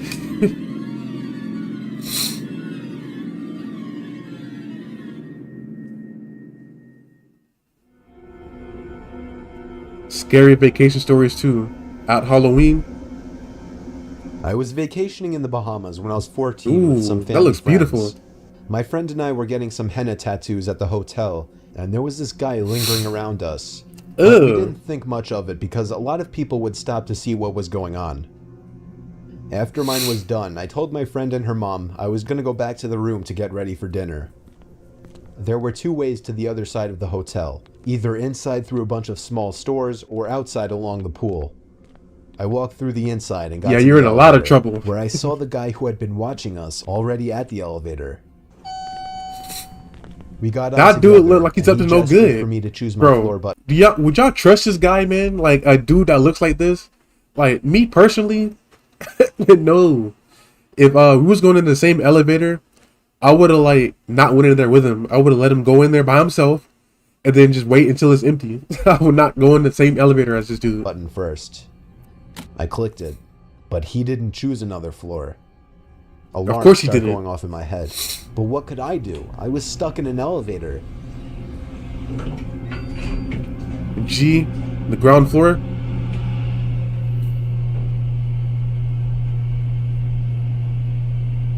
Look at this dude, bro. The elevator stopped on my floor, and I started walking to my room. Bro. In this hotel, She's about to most of the follow her. rooms faced the ocean, so to the right in this hallway were just windows. I was in the very last room on that floor, and I could see the guy following me about 10 feet behind. Bro. About 2 doors from my room, he ran up and grabbed me. I kicked Bro. and screamed, and he dropped onto the floor. I ran to the room and locked myself in. After talking with security and giving a description, they found the guy and found out that he had actually been following multiple younger women in the building. Bro. Instead of just harassing girls, man, just talk to them, man. You don't... Bro, this dude really out here trying to... He think that's the method for real, man. My senses were not... Exactly, man. That dude, like, he was so creepy looking. I could just tell sometimes that they're up to no good. Back in high school, I took a mysteries and mythology type class, or something like that. I don't remember. What's going on with the frog, man? It basically just had to do with real life mysteries and creepy shit. I was into that kind of stuff. I was taking the class with a good friend, who I'll call Ben for this story. Okay, Ben. The class took us on a field trip to a nearby abandoned village with an unknown past. The village was built in the early 1900s, but seems as though it had been quickly abandoned shortly after it was built. The bus ride there was about 20 minutes. All of us were glued to the bus windows as we pulled up some sketchy-looking, decrepit road cutting through dense forest. Look at the people in the background. The road eventually led to a clearing. We were there. We stepped out onto the road, which had grass growing through the cracks. The grass surrounding was almost knee-high. Then there were the buildings. The tall, archaic brick buildings with the boarded-up windows. Bro, what kind of field trip is this, man? This is the most whack field trip, man. This is the field trip? Old, abandoned, haunted, possibly, like, houses? Yo. Off such chilling so vibes. whack and scary. The teacher lined all 20 of us up, counted heads, and then began leading the way. The point of this little field trip was to use the so-called skills we learned in class to see if we could put anything together about why the village may have been abandoned so long ago. Some of the buildings had holes in the walls. Just give me an F, man. Give me an F. There were even holes in the ground next to some of the buildings, seemingly dug to get into the basements of some of the buildings, which seemed creepy. There was one building, though. It stood taller than any of the others. It just intrigued me the most. While the teacher was leading the group towards the village church, Ben and I decided to sneak off on our own to look for anything interesting. Of course you are. When we walked off in the direction of the tallest building, we saw a hole in the ground. It was dug by the back door of the building, which had been sealed off. In the hole was a ladder, which led down to the concrete floor below. That makeshift, like, we both looked ladder? at each other and knew we had to do it. Ben climbed down first, then me. I mean, kids will be kids, this man. was just around the time Apple started putting flashlights on their phones, so we had a source of light. It was creepy down there. There is nothing. There were a couple of beer bottles, one graffiti tag on the wall, and dusty wooden planks everywhere. There was a wooden stairway which led up to complete darkness, since all windows and doors had been sealed shut from above. We had already gone as far as to enter the building, so we figured we'd go up the stairs too. That's not a good I idea. went first, and with each step, the creakiness of the 100-year-old wood made me feel as if I was going to fall through each and every step. Ben followed suit. This floor of the building was very tight. It seemed like there were many openings going off into different, smaller rooms. It was so dark in there, you would never even guess it was daytime. Yeah, Ben no and I lights were or anything. honestly starting to get creeped out in there, and agreed to go back outside. And I know it's cold in there too. But just then, there was a noise in one of the tiny rooms. Like a big rock hitting the concrete floor. Nah, it sounded like somebody normal fell. Instinct would be to run. Somebody fell. But Ben and I froze, locked eyes for a moment, then both tiptoed over to the opening of the room. And you going towards it? We shined the lights into the room and ran. We ran back down the stairs What'd you and then see? up the rusty ladder back outside. We caught up to the group out of breath. We didn't say anything though to avoid getting in trouble. One of our classmates asked us what was wrong. We told him we snuck into one of the buildings, and in one of the rooms, when we shined the light into it, we saw 3 guys standing maybe 10 feet away from the doorway, facing Ben and I in a weird formation, as if they were waiting for us. Oh! Look like they haven't slept in decades. Following the group, we paid extra attention to the tall building we entered from the distance. And before leaving, we saw a person's face at one of the higher level windows that had not been boarded up. We never told the teacher That's a squatter. we were getting in trouble. We didn't know what to think.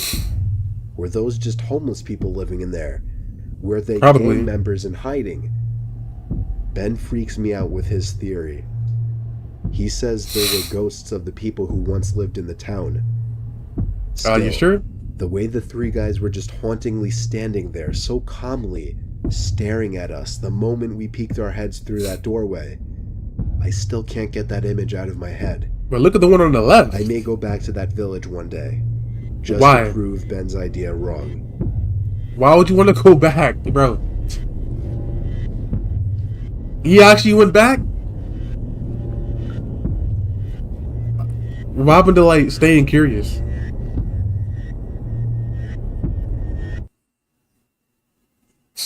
And he was never seen again.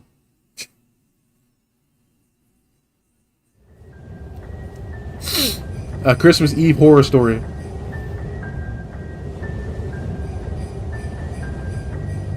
Once again, I hope you guys had an amazing Christmas. Had fun with family and friends. Had good food. Got everything you wanted. And had good times, man. Last year on Christmas Eve, I was working late. I'm 23. I work in New York City and commute home every day on the train. Since I'm one of the younger ones in the office, I got stuck with one of the worst shifts, so I wasn't able to get home until 5 o'clock. My family had already left a whole hour earlier to go to my cousin's house, so I had to drive alone. After having a quick snack before the half-hour drive, I got back in my car and put my cousin's address into my phone. Halfway through the drive, it started snowing. Thank you, I did. I got to my cousin's I was kind of house around sick, but 6 o'clock. it was still good heavily though. By this point, and I just made it in time to catch everyone starting dinner. I brought all of my gifts inside and cheerfully said hey to everyone. I stayed until around 11 o'clock. The rest of my family left a little sooner. I stayed an extra half hour or so just to hang out before leaving myself. By the time I was leaving, the ground had accumulated at least 2 feet of snow, and it wasn't even done snowing. I've never seen snow before. The I want to see home snow. was nightmarish. The roads were hardly even plowed, and I had to drive under 20 miles per hour on most roads. Oh, the roads roads are completely icy? dead at this point, though. Most likely because everyone was smart enough to go home before the snow accumulated. Eventually, I turned onto a main road that I'm sure would usually be bustling, but at 11:15 on Christmas Eve night, there wasn't a single car or a single light from a store. It was a ghost town. But then I did notice the flashing taillights of one car.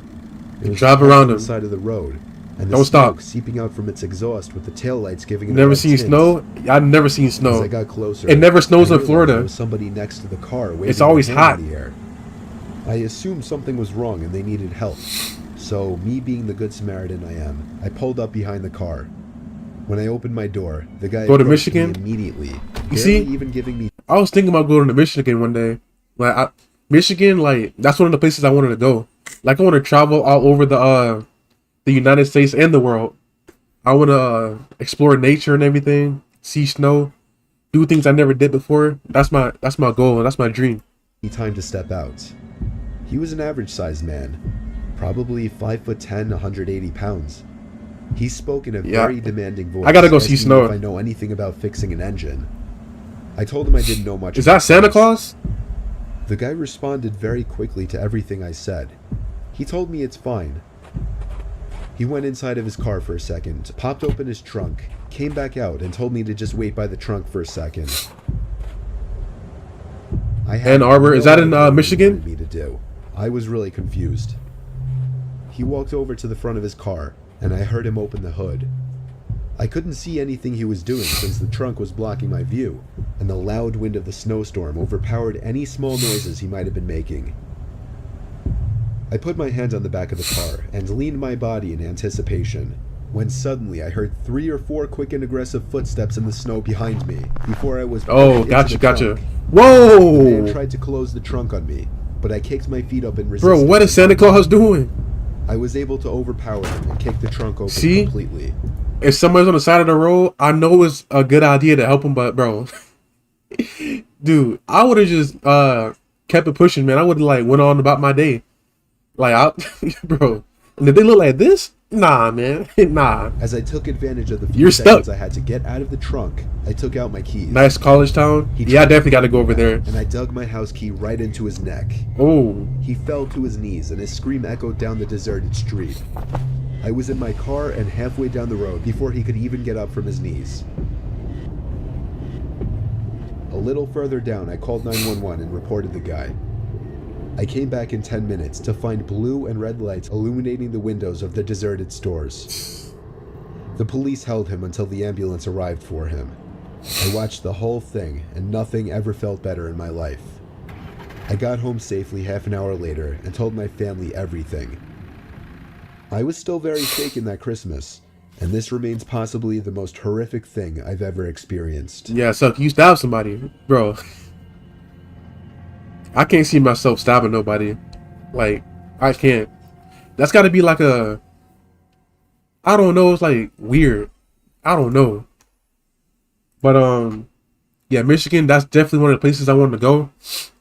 Where else? I want to go to Michigan, Texas, Arizona. I want to go to New York, not New York City, because bro, I heard New York City is really, really crazy and like a lot of people, and yeah. Basically, I want to go like up north, and yeah. And you guys know I never went on the plane either. Like, that's crazy. Like, I ain't gonna lie, I'm kind of scared going on the plane. Cause bro, like, if I go on the plane, I'm gonna like think about the worst possible things that could happen. I know that's not a good idea, but I don't know. But eventually, I'm gonna have to go on one though, cause I want to travel. But yeah, Michigan, I definitely want to go over there. I want to go over there first.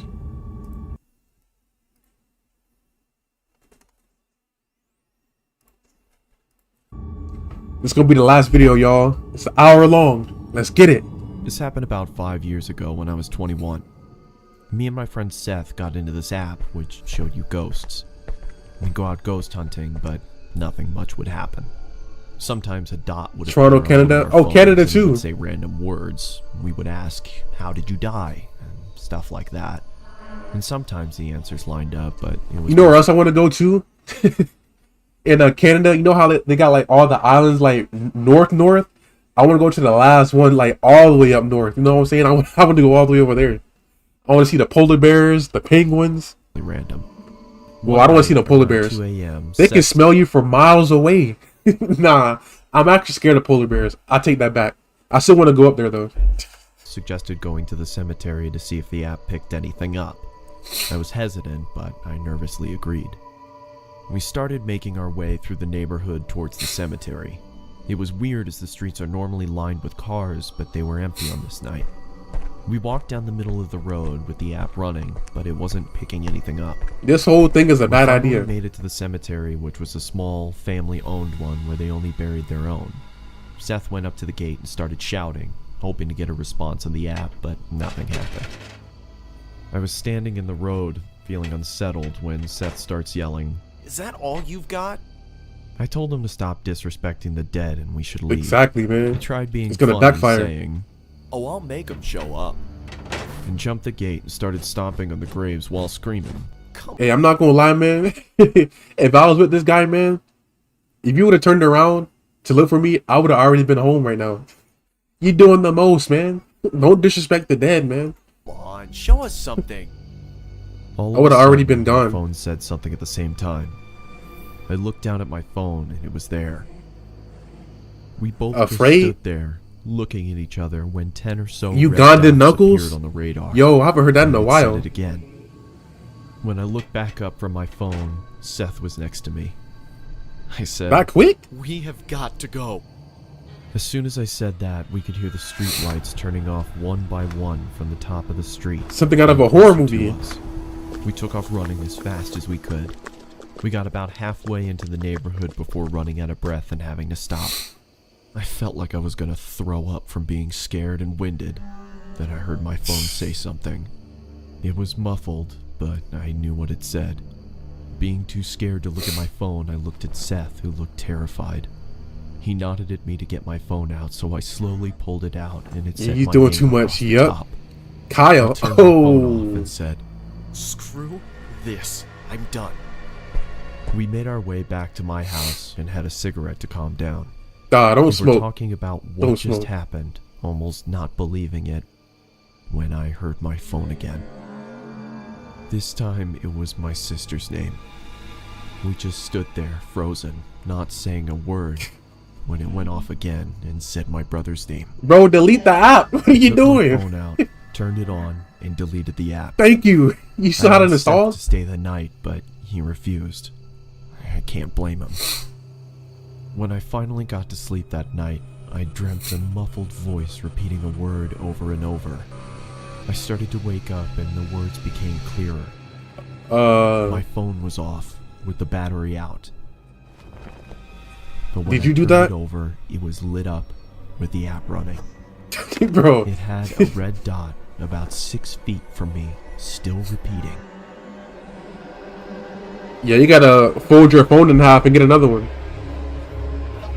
The app is corrupted. It's haunted. Wait. Yeah, she look kind of bad though. I ain't gonna lie. Like the hair, like that's a lot of hair. Like, you know what I'm saying? Let me stop.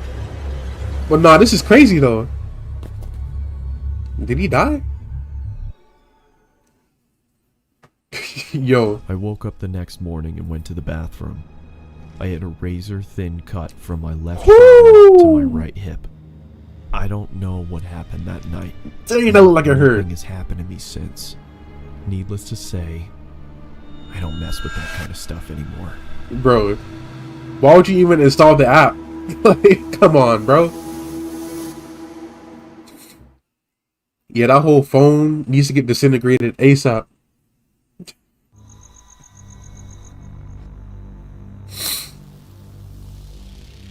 Over the weekend, about 15 co-workers You know you and need to quit. myself had our Exactly. company trip to the Stanley Hotel in Estes Park, known for being Stephen King's inspiration for The Shining. I still We never took seen an that 8 p.m. movie. ghost tour where we joined about 15 other people to get guided around the property and told stories about its history and creepy things that are said to have happened. I still want to go We there. were told to take a lot of pictures, I'm sure to try and capture orbs or ghosts. Many green orbs were caught in pictures, but I don't think anything is as creepy as this photo taken by my coworker. A little girl in a hot pink dress who was definitely not on our tour. And apparently, years ago, a young girl who was 12 to 13 by the name of Lucy was squatting in the basement of the concert hall, which is where this photo was taken. And she was discovered upon plans to begin some construction. She was forced to leave, and the night got below freezing. So she froze to death. Everyone on my tour Poor has Lucy. vouched that this girl was not on our tour. I mean, who wouldn't remember someone wearing hot pink? The man pictured as our tour guide, no one would have been in front of him. I am convinced that this is the ghost of Lucy. Why is that blurry? Just one more added note, though I doubt anyone would believe me. But there was only one time throughout the tour where I felt any strange energy or feeling. And it was right there, headed down to the basement of the concert hall. Don't go to the basement. Oh, I'm glad it ended right there. Because if you would have went to the basement, man, this dude would have been a goner. What's this? What's that? Plain white sauce? Plain white sauce makes your teeth go grey. From school, excited I don't know my what that freshman was. year was coming to an end. It was a Tuesday night when I was turning in my last essay for history. I left hated at the history last class. minute, and the teacher actually made me complete it. Yo, my history class, that was like low-key my nap class. I would always go in there and take a nap. And then the teacher would always like slam like a hard textbook right next to me to make me jump up. It was crazy. So many good memories, before I man. could go home. I hated my teacher for that. That class was so Around 8 boring. p.m., I had finished that goddamn essay and was walking home. The rain had stopped and there was a beautiful sunset. Suddenly, I noticed something. There was a red 2016 Toyota Camry right behind me. I got goosebumps thinking it was following me. It's definitely following you. And started walking in my apartment's direction. I wanted to go to a busy road to feel safer. You love history? Just then, the car sped up, stopping right next to me. A middle-aged man asked me where I was headed and suggested to drop me off. This isn't I said good. no thanks, but the man wouldn't leave and insisted. I wanted to tell the man to just fuck off, but I took off running instead. I heard a loud Go in the alley. noise and at the same time felt something I can only describe as a sharp vibration hitting my flesh. Oh! I fell to the ground not knowing what happened. Bro. With adrenaline, I was about to get up and run again as I felt a heavy arm grab me by the mouth. Then the pain set in. I realized that I was shot. There was another man next to him that searched my pockets. That's that same creepy guy from the gym. Bro, this dude... Yo, what's up with this dude, man? My phone and threw it on the ground as he tied my legs and taped my mouth. They quickly look put creepy me in that into the scene. trunk of their car and then started driving. I could feel that we were going very fast, and I'm sure that we hadn't stopped at all for a good 30 minutes. I was feeling my blood soaking into my shirt, which scared me the most. I was certain that I was going to die.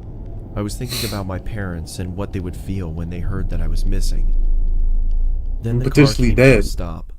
By some miracle, I heard a police officer asking for IDs and driver's licenses. I wanted to yell for help, but nothing came out. Just then, lick the tape. I heard 3 to 4 gunshots. I heard another cop yelling. Man down! What? Man down! Shots fired! Yo, those are some Begging the savages, cop man. to find me. Then I heard the cop searching the car. I was feeling joy as my pain was growing worse. Seconds felt like hours. The officer then opened the car's trunk and suddenly started firing at me. Bro! What? Dude, why is that your first instinct, man? Bro, you open the trunk, you see somebody tied up with their mouth taped, and your first instinct is to shoot? Dude. Bro, if you didn't miss, bro, that is crazy. Flight response. Thankfully, Look. the bullets missed. The officer quickly caught up to the fact that I was kidnapped and injured. This He dude called is for insane. backup immediately, and it arrived in minutes. They placed the injured officer onto a gurney and drove off in an ambulance. Finally, when the scene was safe, they called another ambulance for me. I woke up in the hospital. The news media was everywhere. I was fine Police for a shootout? few days, but later learned that the officer that was shot didn't make it. Rest I in don't know peace. if those men are still alive or rotting away in a prison for killing an officer. Yeah, I think that's where they are. I don't want to know what would have happened if those officers hadn't stopped the car. You would have been dead. That sucker shot out you 8 times.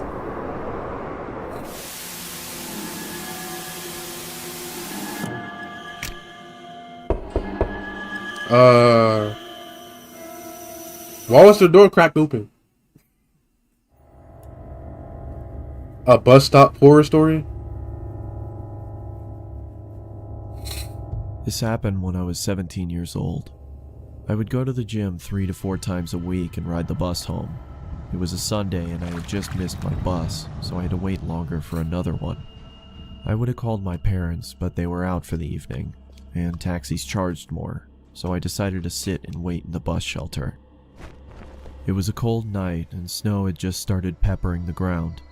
My bus was taking longer than usual, so I got my phone out and listened to some music.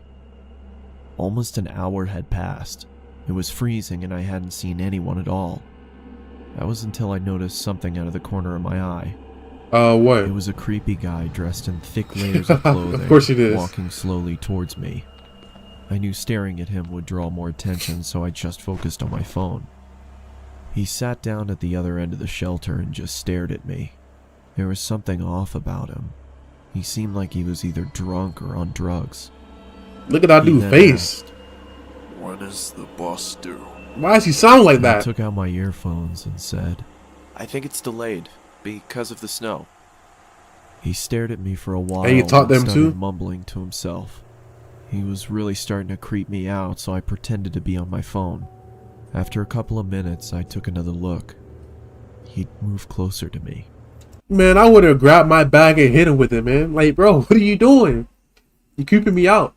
I looked away for a second, then heard the sound Up of to him no sliding good. even closer. Look at this dude. I turned to him and said, You okay there? He stared at me with glossy eyes, lifted his arm and leaned towards me. In slow motion? Immediately, I grabbed my bag He and fell? ran as he fell to the ground. Clumsy. I ran down the road trying my hardest not to look back. I kept going until I got to the next bus stop. I turned around to check to see if he was there. He was gone, so I went to sit down. He got embarrassed. Feeling relieved, he fell. I rested my head on the back of the glass and waited for the bus. And you fell asleep? What if he came around the corner and found you? He did. Jolted and turned around to see the same guy staring at me through the glass. What the hell is wrong with you? That dude's teeth is black. Then he started walking around the You be shelter eating towards dirt. me. Soil? I'm warning you, stay back. I yelled in panic as I was backing up. I wanted to run, but I left my bag in the shelter and I couldn't leave without it. This sucker's still coming. Suddenly, the man leaped at me and I quickly moved. Oh, he fell to the again. ground Bro, feet. this is the most clumsy. What? I try to say clumsy. He's the most clumsiest person I have ever seen, man. Like, this is second time falling. Yo, get a hold of yourself, man. I froze in shock, then noticed the blood coming from his face. He's I out tried to get a cold. response out of him, but nothing worked. I called the police and paramedics. Yo, he was and they walking arrived barefoot shortly too. after. They put on sandals. I told them what had happened, and they told me that the guy was on prescription drugs. They found a photo in his wallet of him and his son. The boy looked just like me, so we assumed he thought I was him. That's your I dad? later learned that he had lost his son in a custody battle and went off the rails. He was taken away for treatment, and that was the last I saw of him. I got my driver's license shortly after, and have never been on a bus since. Yo, that's why he was trying to grab him. He thought that was his son. Even then, don't leap at me. A creepy Christmas time It story. was November of 2006. I was a 16-year-old kid living in the town of Altoona, Iowa. I went to bed early one night because I had to work the early shift at McDonald's. As I used to slept, work I at had a McDonald's. dream that I was running through downtown Des Moines, but I wasn't on a jog. I was running from something. As I ran around the corner of a building, I came face to face with my pursuer. A tall man wearing a trench coat and a top hat. stood in front of me. Ugh! Why you look like that, bro? Please tell me that's a mask. Because if that's not a mask, his eyes are abnormally large, bro. The only thing visible of his face was his eyes. This dude 9 foot tall? They were abnormally large with black pupils, and it looked at me as if it wanted something. It's trying to After sell you what something. Felt like hours. He reached out his bony hand, as if he wanted me to go with him. No! I woke up violently from my dream, and after catching my breath, I peered around my room to see if I was safe. As I stood up from my bed, I noticed that I could see my breath. Is that Feeling cold? confused, I checked my window. It was latched shut. I then walked over and checked my vent.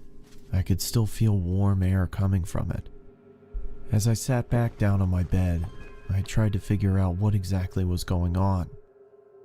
That's when the figure from my dream appeared at the foot of my bed. Ooh! I scrambled back to my headboard. What do you want? I asked, trying to hide the Ugh! shakiness in my voice. With the same bony finger, it pointed at me. Growing up in a religious home, That low-key what I looks like a believed what I was Wendigo. looking at was a demon. I told the creature to leave. It just waved its finger at me, and It with said a low no? voice, it spoke to me. Never leave. Always here. I know his breath is so hot right creature now, then man. Screamed Woo-hoo! loudly and disappeared. A feeling of nausea came over me, and I vomited on my floor. The last thing I remember was it black? cleaning myself up and waking up to my alarm. It's been about a month since I had seen the top hat wearing man in my bedroom. The Christmas season was in full effect. My parents weren't home because they got invited to some kind of event, so it was only me and my 3 sisters at home. I had to wake up early in the morning for work, so I decided to go to sleep. I rested my head on my pillow and closed my eyes. Not even 30 seconds passed until my sisters burst into my room and started singing obnoxious songs. This of course made me very angry, but I thought if I ignored them that they would leave me alone. That makes it worse. This is not the case. As I pulled the blankets over my head, I started to feel the same cold feeling that I had in November. Uh-oh. As the obnoxious singing subsided, I lowered the blanket below my eyes and saw the man standing in the corner of my room. In one swift motion, he charged towards me. Oh! Blacked out. Y'all saw how quick that was? When I came to, I found that my sisters had locked themselves inside the bathroom. So they see him too? As I knocked on the door, they told me to go away. Get rid of that clown? I asked them what exactly, happened, man. And all they could say was Mom and Dad were on their way home. He's bleeding? I looked down and saw that my hand was slightly bloody. Holes were in the bathroom door, and a broom was sticking out of the wall. I then walked into the living room and found that there were knives stuck into the wall as well. Ooh. The same wave of nausea passed over me, just like in November, and I threw up again. As I was cleaning up, my parents walked through the door. My father immediately walked over to me and gave me a good beating. Then he sent me to my room. Dang. I went to bed crying. Not from the beating. I was crying because of the confusion. I had no idea what was going on. The next morning, my sisters reluctantly sat next to me and told me what had happened. They said I got angry and chased them down and tried to hurt them. What? They said my eyes were red to the point where they thought I was bleeding from them. That dude is possessed. They said I sounded like a different person. In 2011, that was the last time I saw the top hat wearing man. I just moved into a new apartment, and after a long, stressful day of unpacking, I took a shower and got ready for bed. As I started to drift off, I could feel that cold feeling again. Bro, you're linked to something I lifted my head demonic. And saw the man standing in front of me. The man's eyes were red now. With a low voice, just like on that November night, it looked at me and said, "Never leave. Always here." Yeah, he's with you forever. Good luck. But what a plot twist, though. A Scary Vacation Story 3. During my holiday, I spent about 3 weeks in Japan. I arrived pretty late, so I couldn't check into the hotel that I initially booked, so I booked the cheapest hotel that I could find nearby.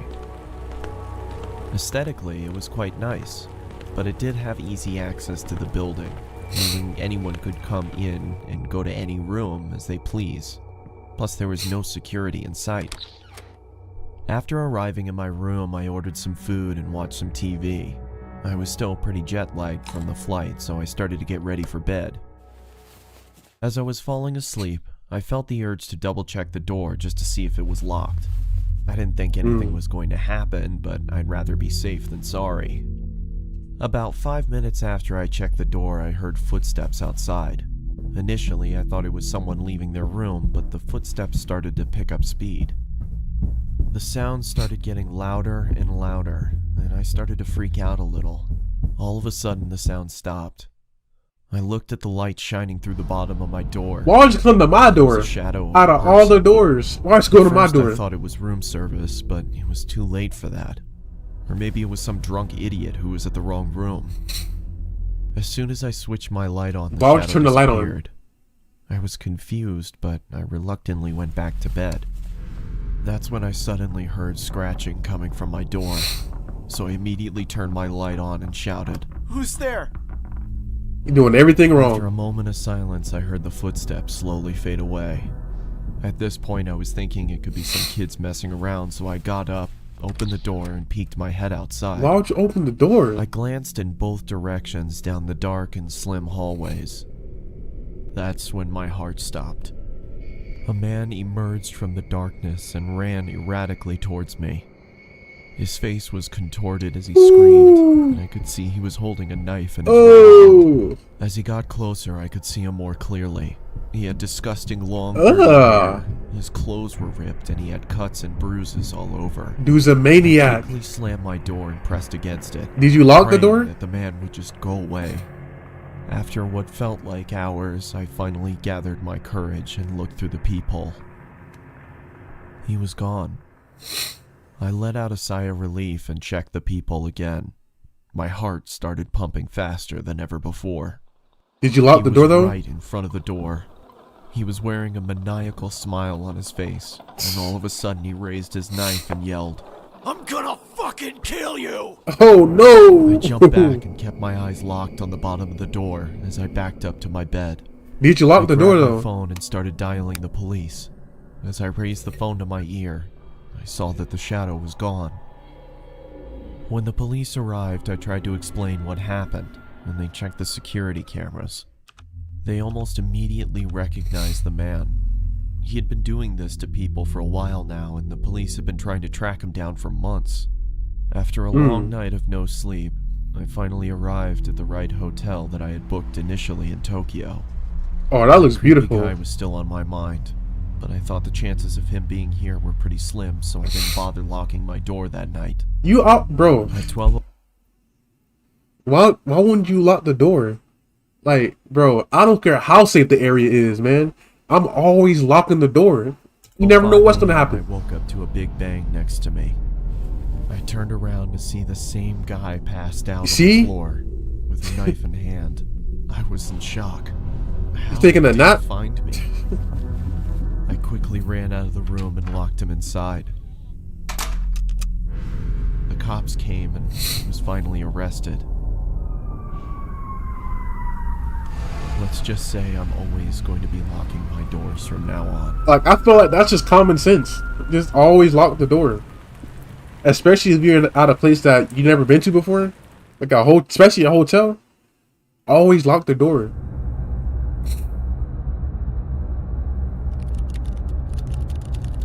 Creepy deep, don't go in the deep web, guys. And I was unemployed. Feeling unfulfilled by the monotony of a job life, I decided I would try my hand at working from home. So my days and nights comprised me of surfing the internet for any jobs I could get. I was a big procrastinator, so more often than not I'd stray away and waste time doing other things. Is that, I forgot his name. I came across talk about the deep web while on Reddit. I forgot his name. I felt amused by the people talking about it as if it was something so scary, and decided I'd look into it. It was stupid of me to go on it in the first place, but I made it even sillier by deciding to check it out late at night. It was about 2 a.m. and I came across a website where you could chat with someone anonymously. The person I got was a woman. Oh, okay. She was in her early 20s and very pretty. Oh, okay, She that's sat cute. with her head in her hands, looking playful into the webcam while batting her eyes. But why's your whole background I had no dark? desire to turn my camera on and started our chat, thinking that while I didn't come across anything scary, I could befriend this pretty girl. It sounded like a better deal anyway. She told me to turn the camera on, but I ignored that request. Yeah, ignore and tried that. to get her to talk. She finally did after some prodding, but I noticed how guarded she was. I also noticed how after every message I sent, her eyes would look off camera, either to her side or somewhere behind her computer. Red flag. After a while, it started getting annoying, so I asked her if someone else was there with her. I want to see you first. She said. Up until now, I'd been chatting while she'd answered my questions verbally. I'm not that curious, Don't be scared. she said, laughing. No, I'm not This scared. time looking behind the laptop Alright, I am again scared. and making a face that seemed to indicate she was laughing at my expense with someone else. This is getting boring. It feels like I'm not just talking to you. That's because you're not. You're talking to all of us. All of us? Who else is there? Who's all of us? Turn your camera on. No. Is this a joke? That's not gonna make me want to turn my camera on. Okay, I'll be leaving now. Turn on the camera. Her laughter was almost piercing by now. There was nothing humorous about the situation, yet she threw her head back with riotous laughter. I'd had enough and moved the cursor over to turn the chat box off when I saw the cursor had jammed. The only thing that was working was the chat box, and I still had access to the keyboard. Turn the camera on, sweetie. No. Her gumdrop-filled voice was louder than before, and I moved my gaze up to see her smiling toothfully at the camera. Her face still beautiful, but the smile completely fake. Nah, man. My computer's crashed. I can't see the screen. Sorry. I lied. I didn't want her to know I had no option but to chat. Her screen flashed before going blank. There was nothing there but a black screen. Turn the computer off. I felt relieved, thinking that at least I didn't need to talk to her while I tried to figure out what happened to the screen.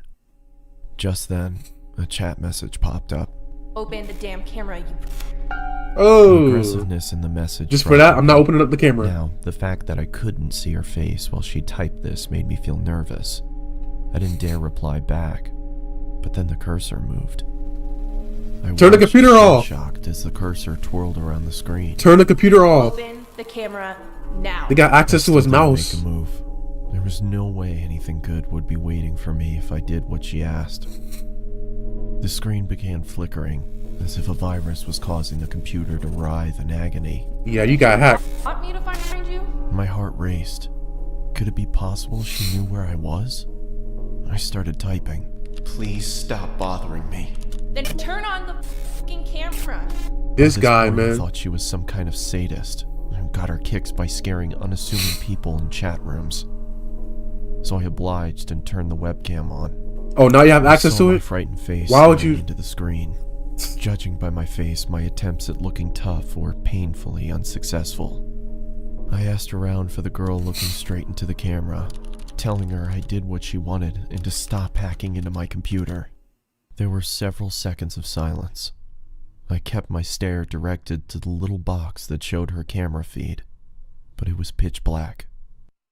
I motioned into the camera in confusion, feeling as if she was messing with me now.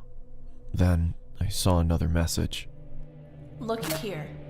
After a few seconds of staring at those words, I looked back at her camera, but my computer instantly malfunctioned, and I received another message. Look here. Don't look up. The chat was filled with nonsensical gibberish. She typed with such ferocious speed. I would have been turned off my computer. Away with her constant messages. I couldn't understand what was going on, but I didn't look up. My patience ran thin. Now what is that? Back. Oh, but it's gibberish. Supposed to mean? Her response came. I read only the letters in bold and shuddered. I looked back into her webcam and I fell back into my chair, my eyes widening. She was back there. Her face looked completely demented. And she looked beautiful though. Savage expression. But, nah, man. Devoid of emotion. But her eyes were almost popping out of their sockets. Why are your eyes so big? As if she had extreme amounts of pent-up rage. The way she looked directly into the camera made me feel she despised me with all of her being. There was no amusement there anymore. Her camera went blank again. Then the chat popped up. Look up. My heart stopped again. For a split second, there had been the same blackness, only for the lights to come back on. She wasn't there anymore. There was a man next to her with a black mask on. He made no movements other than look into the camera like the girl. The girl's neck creaked to her side. Oh. It looked like it was causing her pain. And then the lights went out again. Ah. The chat resumed. That's so unsettling. This time, I screamed in fright and fell off my chair. There was another man with them now. He was standing next to the girl with the original one on the other side. This man had the same mask on, but his hands were grasping the girl's shoulders. Even with the subpar quality of the webcam, turn off your computer. Exactly. The man dug his hands into the girl. He's just this curious. It looked like he could rip her in two. The girl, however, had a huge grin on her face. Her eyes were mad with glee, or so it looked. Her teeth were perfectly lined up as her mouth spread into that toothy grin. But I could see she was in pain. Even with the smallest sign of her smile fading, the man clenched his hands even tighter than before, which made her smile even wider. All three of them were shaking, as if it was extremely cold where they were. After a couple seconds, I realized they were shuddering, like trying to hold back laughter. What are you laughing at? And then you're gonna talk to the screen. They didn't answer, and continued to tremor with concealed hilarity. What is so damn funny? I bellowed. They stopped shaking. Within a couple seconds, the screen went black again. Of course he did. When it turned back on, the man no longer grasped the girl's shoulder. Neither was she smiling. Yo! All three pointed into the camera. Upon a closer look, I understood that they weren't pointing at me. They were pointing. Bro! How did they do that? To look back, I could see myself in the webcam. Woo! There was someone peeking from behind me. Dude! It was another man in a mask. And according to what I saw in my webcam, bro, he was with me in my room, right behind How did they me. do that? I turned around quickly, but saw nothing where I had seen him in the webcam. I turned back towards the screen and, to my bewilderment, saw a third man in the girl's chat box.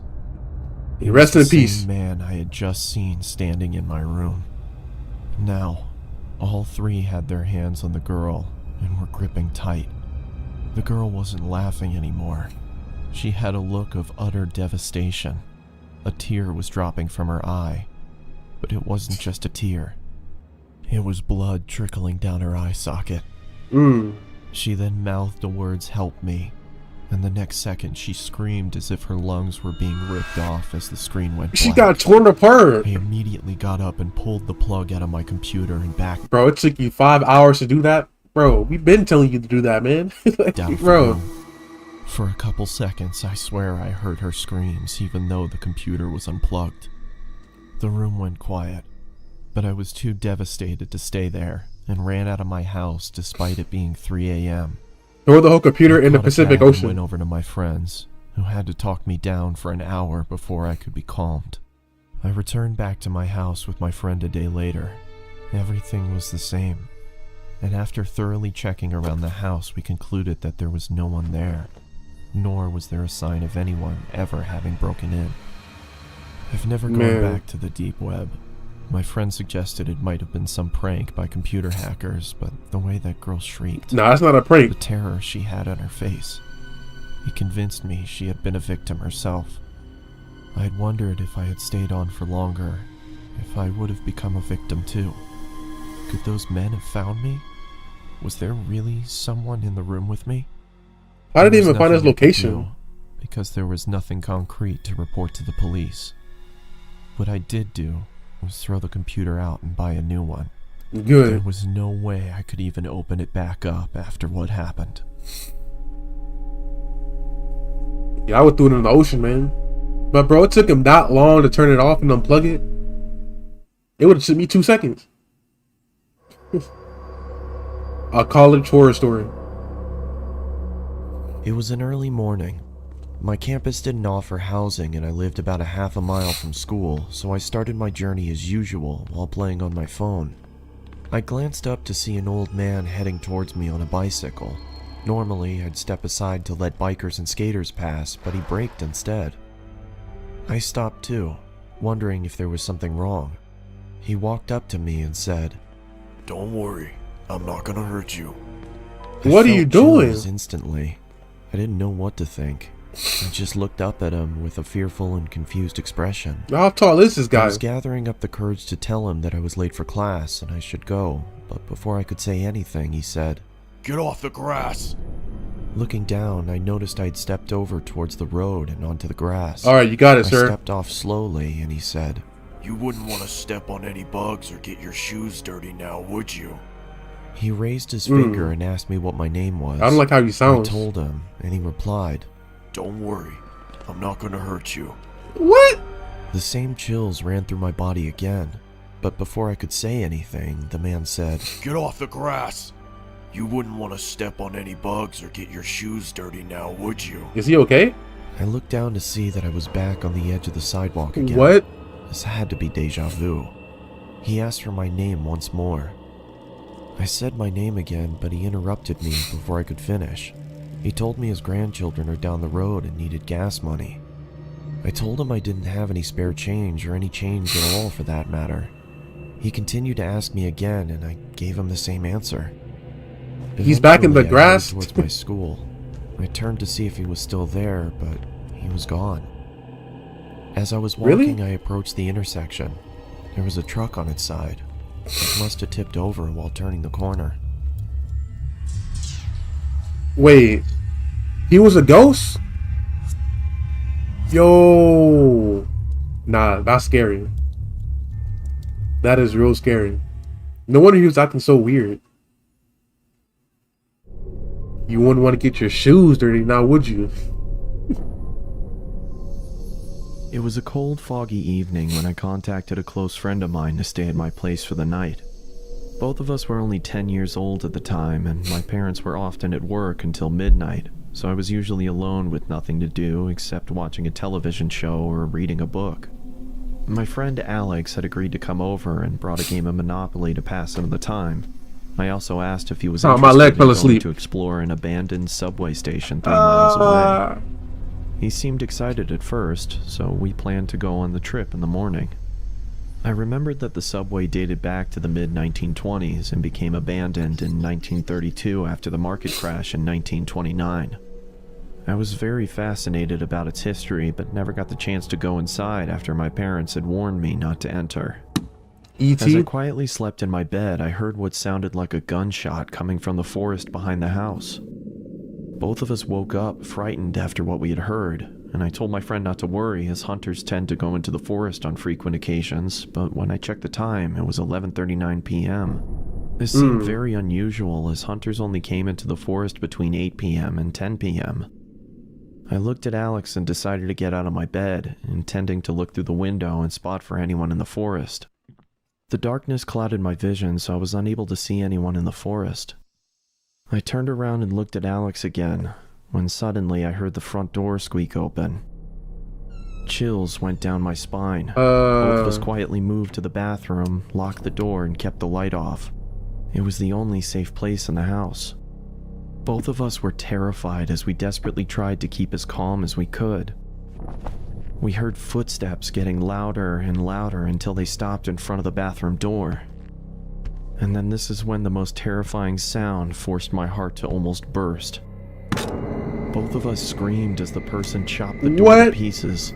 It was pitch black inside the room, making it hard to find the vent, and by the time I spotted the vent, the person behind the door had made a hole big enough for us to see him. The man adorned black leather and was wearing a plague doctor mask. I scurried back to the vent, but it was too high above the floor for us to reach it, so Alex told me to go first because he was the strongest. He lifted me up on his shoulders, allowing me to open the vent and crawl inside. How's he gonna get in there? When I looked at the door again, the man had managed to fit his arm through the hole and reached for the lock. I quickly grabbed Alex's hand, but struggled to pull him up into the vent. Oh! I shouted, and began going after him. I pursued the figure until I was led to the abandoned subway deep within the forest. It was chilly and foggy, meaning that I could only see objects within a range of 5 or 6 yards. Inside the subway was a pool of freezing cold water. It was so dark that I couldn't see anything. I had to rely on listening to the screams from Alex and track the source. As I slowly walked through the subway, I was now struggling to breathe under the intense stress and fear of the situation. Alex! I called, but there was no response.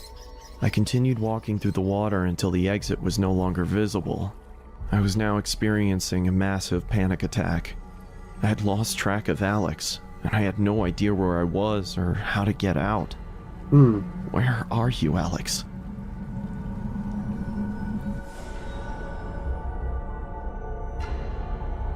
Was confirmed dead? Bro. Rest in peace, Alex. Damn. Why you always lock your door, guys?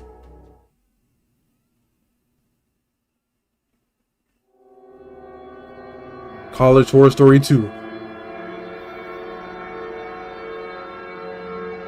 Back when I was in college, me and my best friend Miko heard a rumor that our dormitory was haunted. I didn't encounter anything in the 2 years of staying there, so Bro, what's up with this guy, man? I could see why the rumor started. Our dorm was kind of creepy, and Miko was convinced it was true.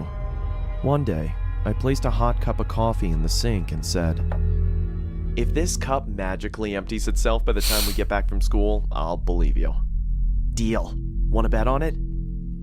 "Come on, you won't bet on it because you know you'll lose." When I arrived home, I noticed Miko was asleep.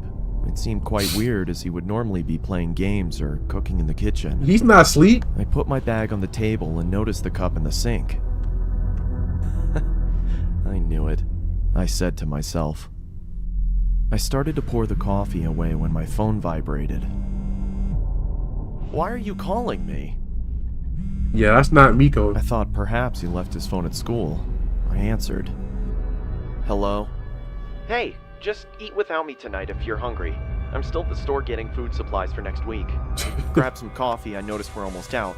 Oh, and I tried looking for that green sauce you put in your homemade burgers. No luck though." Where'd he go? "But, wait, another checkout just opened. I'll cook tonight. I shouldn't be too long. See ya." I was confused. My eyes darted around the room as I tried to gather my thoughts. That's when I realized something.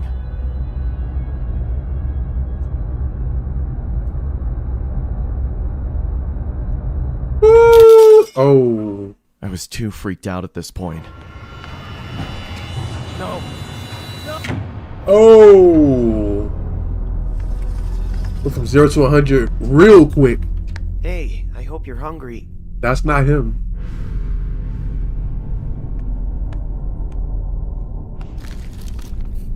Pizza time? Oh. That was very interesting.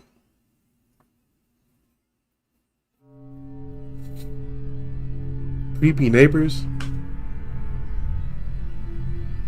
This happened in 2009. We would fly from our home state in California to Minnesota to visit my father's family for the summer. I've always enjoyed it there because of the nature and peaceful atmosphere. Oh, is that a DS? My father's family lived far from the nearest town, and he only had 2 neighbors. My only friend there was a girl who lived next door. Let's call her Morgan. She's around my age, and me, my sister, and her would always play from sunrise to sunset. One day at around 4 p.m., we were outside playing badminton. My sister hit the birdie too hard, and it landed in the next door neighbor's yard. Morgan said she had more inside her house and went to get them. I felt uncomfortable leaving it there, so I told my sister I'll go get it myself. Bro, just leave it there. She told me not to do it and just wait for Morgan. While my sister was fixing the net, I decided to run and get it real quick. As I was about to enter the gate, my sister grabbed me from behind and began telling me how much of a bad idea it was. That's when an old man came out from behind the house. The same guy from earlier. Said, "Is this yours?" Yes, that is mine. I asked if I could have it back. He said he had his grandchildren's old toys upstairs and asked if we wanted to have them. No, I don't. Me and my sister were very young at the time, and we thought as he lived so close and he looked like a typical sweet grandfather. He don't look sweet, bro. He look creepy. What's the worst that could happen? So we agreed and entered through the back door. The back door? The first thing I noticed was the stench. It smelled of damp and rotting food. I shrugged it off at the time since he was old. Maybe he lived alone. We heard Morgan calling our names, and we politely told the old man that we had to go, and maybe we'd return tomorrow.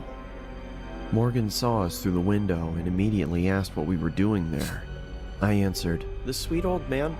And she cut me off and said He that the wasn't house sweet. was abandoned since she moved there. Abandoned? I thought she was just playing around with me and told her to cut it out. She had a blank expression, and that's when I knew that she was serious. We never told anyone because we didn't want to cause any trouble. But now that I'm older, I wonder if it was some ghost or creepy old man luring kids into that house. The house got demolished recently, which is why I wanted to share this story. Man. Crazy.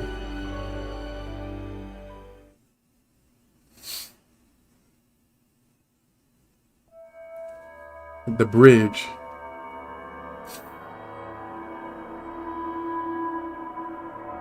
The Bridge Horror Story. So this story takes place when I was about 16 years old. At my school, I played for the volleyball team, and every year we would go to a camp and do volunteer work for this guy. The camp was in the middle of nowhere. When we got to the camp, we immediately started to work until 8 p.m. This was around October, so it was already dark at 8. My two friends and I were sitting around the fire, trying to figure out something we could do so we weren't so bored. We heard that there was a small river down the hill from the camp, and we thought we could check it out. The problem was that it was some guy's property, and the owner of the camp told us to not disturb him since the guy was a little strange. We weren't really supposed to leave the camp, but being 16 years old, we loved breaking the rules. Of course. We walked about 10 minutes from the camp and finally reached the river. It was bigger than we expected, and there was a large wooden bridge that crossed it. The bridge was about 20 feet long and was big enough to let a truck go over it. My two friends and I decided to go under the bridge and check it out. As we were walking by the shoreline, we saw two headlights off in the distance moving towards the bridge, so we bolted underneath it and hid. We then heard the truck roll over our heads and to the other side. My friends and I chilled there for a while, just talking and throwing rocks in the water. It was about 8:30 at this time, and now it was pretty much pitch black. That's when we started to hear a slow rumble in the distance. The same truck had come back, and this time it was moving much slower. We stayed put under the bridge, stifling our laughter. Eventually, the truck moved over the bridge, but rather than going over to the other side, the truck stopped right on top of us. Of course he did. The only thing you could hear was the rushing water and the hum of the engine. Then, the door of the truck swung open, and out came a loud thump on top of the bridge. Then we heard a loud scream saying, "I know you're out there! I'm gonna find you!" Why does everybody sound like a maniac? We were both shaking in fear. This must have been the crazy property owner, and he seemed pissed that we were on his land. He started screaming and saying he was gonna hurt us if he finds us. We could see that he had a flashlight, and he was swinging it around looking for us. We heard loud thumps as he walked around a little bit, calling out for us, and thank God he never went under the bridge. Eventually, it went silent, and it sounded as if he went back into his truck. I was too terrified to move. We sat there for about 10 minutes, and then my one friend, who we'll call Trevor, he still didn't leave whispered that? in my ear, saying that we have to go. Bro. I gave him a quick nod, and in slow motion, we moved out from under the bridge. We started to army crawl on the shoreline of the river, and I remember looking behind me to see the top of the bridge. I saw a white Ford F-150. He's still the there. Driver's seat was the man, staring right at me with a sinister smile. The same guy from bro. What's up with this dude, man? Bro, first he kidnapped somebody, now he's about to kidnap them again. He even gave me a I thought you got little arrested. At that moment, I screamed and ran. My friends saw me run and took off after me. I could hear screaming from behind us. I took a quick glance behind me and saw that he was chasing after us, and I couldn't quite make out the object in his hand, but it seemed to be a weapon of some sort. Superman gone bad. We ran into the forest and ducked behind a bush. It was pitch black in the forest, and we couldn't hear a thing. We sat there for a while, just shaking. The man never walked by us, and we never heard him. After we gathered our courage, we got up and walked back to camp, got into our tents, and tried to fall asleep. Y'all still camping out there? The next morning, we talked to the camp owner about the man that owned the property of the river. The camp owner said that he didn't know much about the man, but he knows that he has some mental problems and he'd been accused of assault. I am so happy that we were able to escape from underneath the bridge. I can't imagine what would have happened if he caught us. Y'all would have got kidnapped and touched, man.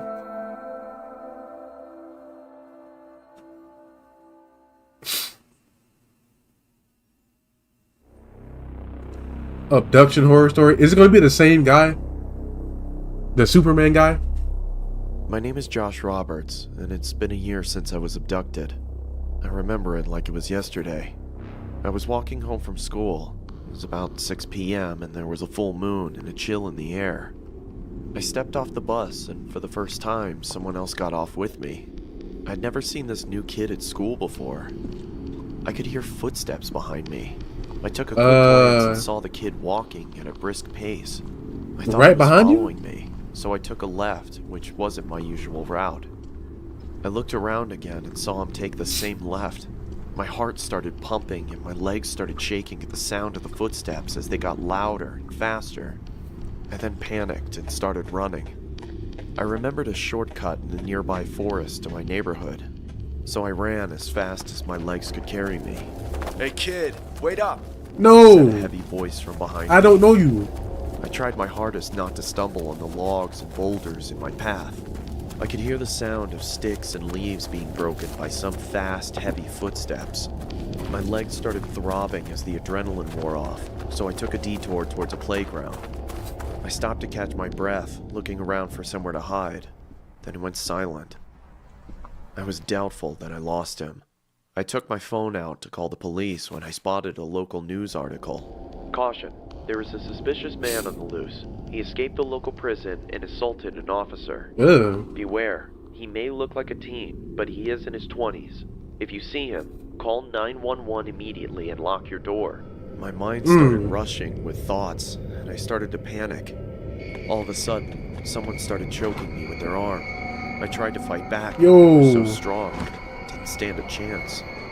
My feelings of hope began to diminish as I slowly blacked out. I awoke to find myself in a dark, damp room that looked like a basement.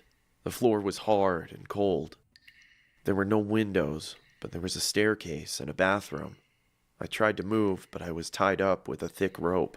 Yeah, I got him. How much was the deal? 200? Listen, you gotta do a little better than that. Okay, fine. You'd better bring the right amount, or you'll be tied up like that kid. What? Are they selling me? The guy sounded What kind mad of and anxious with deal are they whoever he was doing? talking to. Right after he hung up, he opened the door and walked down the stairs with an evil smile. Let go of me! I exclaimed as he taunted me.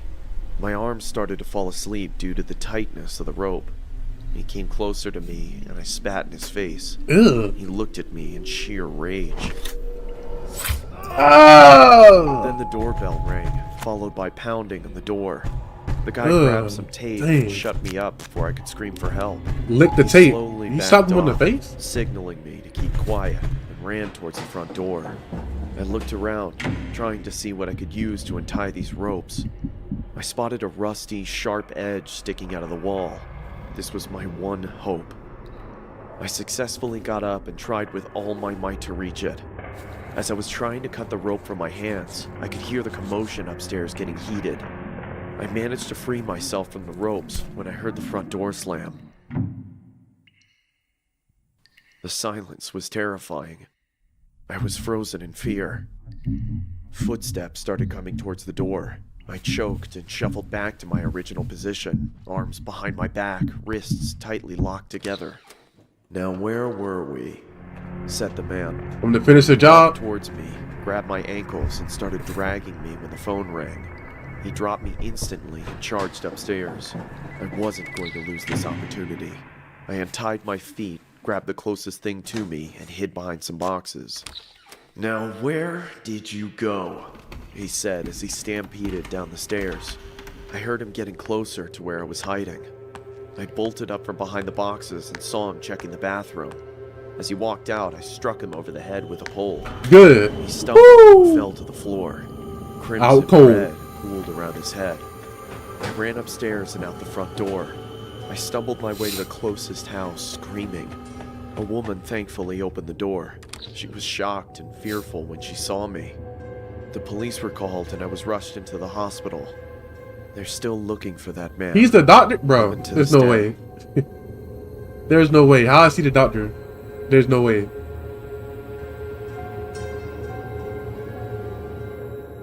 What a crazy plot Thank twist. you for sticking around to the end of the video. Oh, that's it? If you would like. Oh, man, that was almost an hour, man.